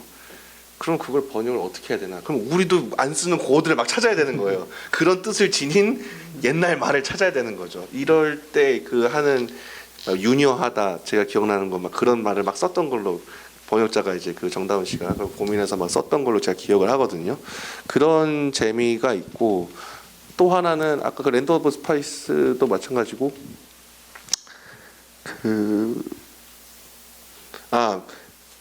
근데 또 번역 아까 그 박규태 목사님 말을 좀 고민이 되는 거는 어느 정도까지 그러니까 번역과 현지화의 문제. 그러니까는 번역을 그러니까 현지화라는 건 제가 보기에는 공격적 번역의 거의 끝이라고 할 수 있습니다. 그러니까 그 정도까지 해야 되는 거냐, 아니면 어느 정도 선에서 맞춰야 되는 거냐. 요번에 좀 고민이 됐던 게 그거였어요. 그 교회를 찾아서 갑자기 기억나는데 교회를 찾아서에서 성찬의 해방적인 의미를 대해서 설명하면서 이 저자는 참고로 민주당 지지자입니다. 그러면서 난 정말 성찬을 함께하기 싫은 사람과도 해야 된다. 얼마든지 나는 내가 지지하고 나랑 신앙적 색채와 어떤 정치적 색채가 같은 사람이면 얼마든지 신앙 그런 성찬의 식탁에서 함께 나는 게 좋다. 그러면서 뭐 어떤 약간 힙한 그리스도교 저술가들 얘기해요. 자기랑 그 결이 비슷한. 하지만 세라펠린이라면 이러거든요. 근데 세라펠린 지금 누구지? 막 이렇게 하잖아요. 이런 겁니다. 우리로 치면은 갑자기 민주당 지지자가 문재인 지지자가 갑자기 하지만 조갑제라면 뭐 조갑제와 같이 밥을 먹어야 한다면 우리 같이 할 수 있을까? 약간 이런데 그렇다고 우리가 그럼 조갑제라고 번역을 해야 될까? 세라펠린이 느낌이 안 온다고? 이런 고민을 하죠. 근데 정말 사실 에세이라는 장르에서 역주를 다는 거는 굉장히 사실 독서를 방해해요. 그냥 즉각적으로 왜냐면 와닿아야 되는 거잖아요. 쉽고 그냥 즉각적인데 굳이 막 이거를 세라펠리는 뭐 어쩌고저쩌고인데 이게 이 사람이 공화당인데 이게 엄청 이 사람이 뭐 보수적인데 뭐 이렇게 사실 쓰면 좀 구차해 보일 수가 있는데 요번에 근데 구차하게 썼습니다. 그냥 구차하게 썼는데 고민을 많이 했어요. 역자랑은 그런 거에 대해서. 왜냐하면 특히나 그런 에세이라든지 이런 거에는 그러니까 즉각적인 반응을 요구할 때, 독자가 즉각적인 반응을 요구하게 바랄 때는 최대한 현지화를 하고 싶은 충동이 있죠. 그래서 아마 저는 그 이윤계 선생이 몇 가지 기억나요. 카잔차키스 번역하실 때도 상당히 과감한 번역을 어쩌면 역어라든지 그런 것을 많이 하셨던 것 같고, 그런 게 이렇게 소설이나 에세이 장르에서 사실 좀 허용이 좀 이루어져야 되는 것도 괜찮지 않나 그런 생각을 하고 있습니다. 아쉽지만 예, 뭐가 진짜 얘기가 끝이 없어가지고요. 그 마지막으로 두 분에게 질문 짧게 한마디씩 해주면 좋을 것 같은데요. 번역자로서 두 분이 앞으로 꿈꾸는 것, 그러니까 어떤 일생일대에 내가 번역하고 싶은 걸 얘기해 주셔도 좋고요. 아니면은 나의 어떤 번역의 여정의 계획 이런 간단하게 좀 두 분이 앞으로 나는 어떤 것들 번역하면서 살아갈 것이다. 뭐 이런 거 짧게 얘기해 주시면 예, 여기 오신 분들이 또 그것들 기대하고 함께 할 수 있을 것 같습니다. 우리 목사님부터. 그 처음에 얘기했었는데 신학이라는 전문 분야는 사실 제 삶에서 그렇게 많은 부분을 차지하지는 않습니다, 사실. 그래서 어떤 때는 이게 좀 괴로움이 있어요. 무슨 괴로움이냐면 저런 책을 번역할 때는 제 하루에 거의 대부분을 다 소진을 하거든요. 그런데 거기서 다루는 주제가 제 삶에서 과연 얼마만한 비중이 있나 고민을 해보면은 어떤 때는 물론 큰 신학이 꼭 신학만 관련이 있는 게 아닙니다. 신학이 여러 세계와 관련이 있거든요. 정치, 경제, 뭐 우리 삶 전반과 다 관련이 있지만은 그래도 어떤 때는 제 삶에서 지극히 작은 부분만 차지해요. 그러니까 이게 비례가 참 안 맞는다는 고민이 참 있는데, 그래서 그런지 어느 순간 특히 이제 50대 들어서면서부터 이 사람은 삶에 관해서 특히 관심을 좀 많이 갖게 됐어요. 그래서 사람들을 좀 알고 싶고 삶을 많이 알고 싶은 그런 생각이 있습니다. 그래서 평전 번역에 좀 관심을 뜨게 됐고 시를 번역하는 것에 조금 관심을 많이 갖게 됐어요. 그래서 앞으로 가능하다면은 좀 기독교 출판사들은 좀 내기 힘든 평전들인데 제가 이제 관심을 갖고 있는 평전들이 그런 평전들을 좀 번역해서 소개할 수 있는 날이 왔으면 하는 바람이 있습니다. 그래서 좀 생계 걱정이 없다면 그런 평전들을 좀 좋은 평전들을 번역해서 소개하고 싶다 이런 꿈이 있습니다.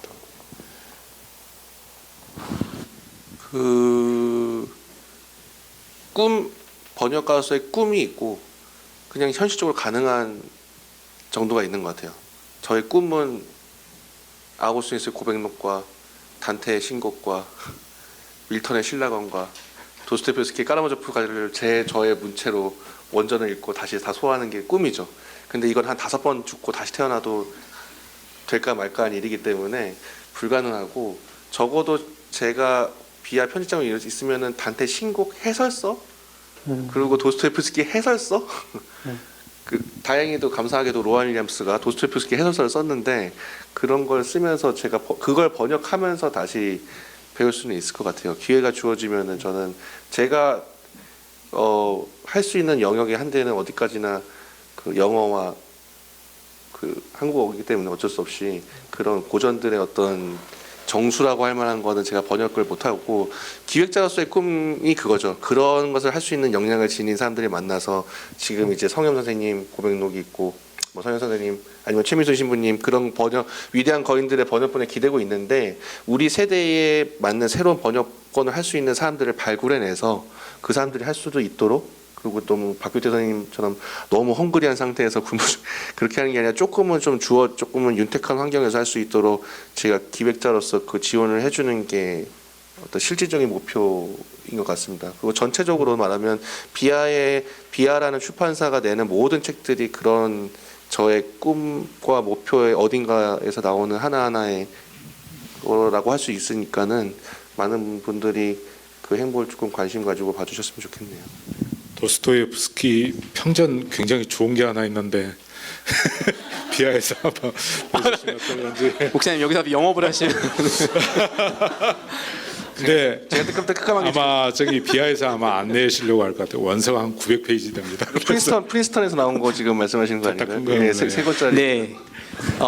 이것으로 네, 저희 오늘 이제 10월달 준비했던 북토크 이야기는 여기까지 진행을 했고요.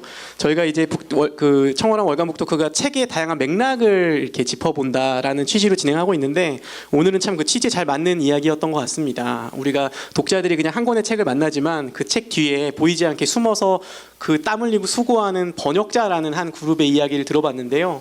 사실 이 번역자도 책의 완성에는 한 부분이잖아요. 저희가 오늘 들어보지 못한 그 안에 편집자도 있고 디자이너도 있고 더 많은 사람들이 이 책들의 맥락을 구성하고 있는데 저희가 이렇게 이런 시간을 통해서 조금이나마 책의 어떤 더 뒤에 있는 이야기를 들어볼 수 있어서 참 좋았던 것 같고요. 오늘 이제 박규태 목사님 여러 번 강조해 주셨는데 독자의 역할도 있는 것 같아요. 이렇게 독자들이 이 수고를 다 알 수는 없지만 그래도 이 맥락을 조금은 생각하면서 책을 대해주고 또 이 번역자들을 향해서 그 1%의 어떤 오류에 분노하기보다는 그 1% 너머에 일하고 있는 것들을 좀 격려해주고 하는 것들도 중요한 어떤 독자들을 향한 부탁의 말씀이라고 생각합니다. 생각이 하나 떠올라가지고. 네, 목사님. 오늘 굉장히 좋습니다. 저기 율리시스라고 제임스 조이스가 쓴 유명한 책 있잖아요. 그 참 읽기가 힘들어서 거의 읽는 사람이 없다고 그러는데 김종건 교수님이란 분이 68년도에 처음 번역하시고 최근에 그 네 번째 개혁판을 내셨어요. 근데 그 네 번째 개혁판 그 해제를 저기 옹기닉을 읽어보니까 거기서 그런 얘기를 하셨더라고요. 그 책 세 번째 개혁판이 나온 뒤로 그 책 읽기 모임이 있었나 봐요. 그래가지고 전국 각지에서 뭐 심지어 외국에서도 하버드에도 그 읽기 모임이 없어서 외국 학자까지 와가지고 참여하는 읽기 모임을 만들어서 한 20-30명 정도가 꾸준히 읽어가지고 김종훈 교수님이 이전에 번역하셨던 그 엄청나게 큰 책의 뭐 오류, 새로운 번역의 가능성 그걸 같이 고민을 했대요. 같이 읽으면서. 그러면서 제가 아까 그 오역할 때 그 얘기를 꼭 하고 싶었어요. 무슨 얘기냐면 책은 출판사에서 나옴으로써 완성이 되는 게 아닙니다. 독자도 같이 계속 완성해 가는 작업이에요. 독자도 거기에 한 주체로 참여하는 거죠. 그러니까 독자가 번역자나 출판사를 내가 공격할 대상, 지적할 대상으로 삼지 말고 나도 주체로 참여해서 같이 완성해 간다 이렇게 생각을 해주세요. 율리시스를 같이 완성해 갔던 것처럼 좋은 책들 비하책 또 사방에서 정말 좋은 책을 내잖아요. 같이 완성을 해가는 거죠. 같이 계속 읽어가면서 그러면서 그 책이 계속 생명을 이어가게 하는 게 중요합니다. 또 나중에 번역이 또 새롭게 되고 저는 그냥 제 세대 제 일은 이걸로 끝났다고 생각을 해요. 이 책에서 제 다음 세대가 더 좋은 번역으로 고쳐주면은 그걸로 족하다고 생각합니다. 저는 제 일은 이걸로 만족합니다. 그러니까 그 부탁을 드리고 싶었어요. 예. 네, 여기까지 저희가 준비한 시간은 끝났고요. 함께해 주셔서 너무나 감사합니다.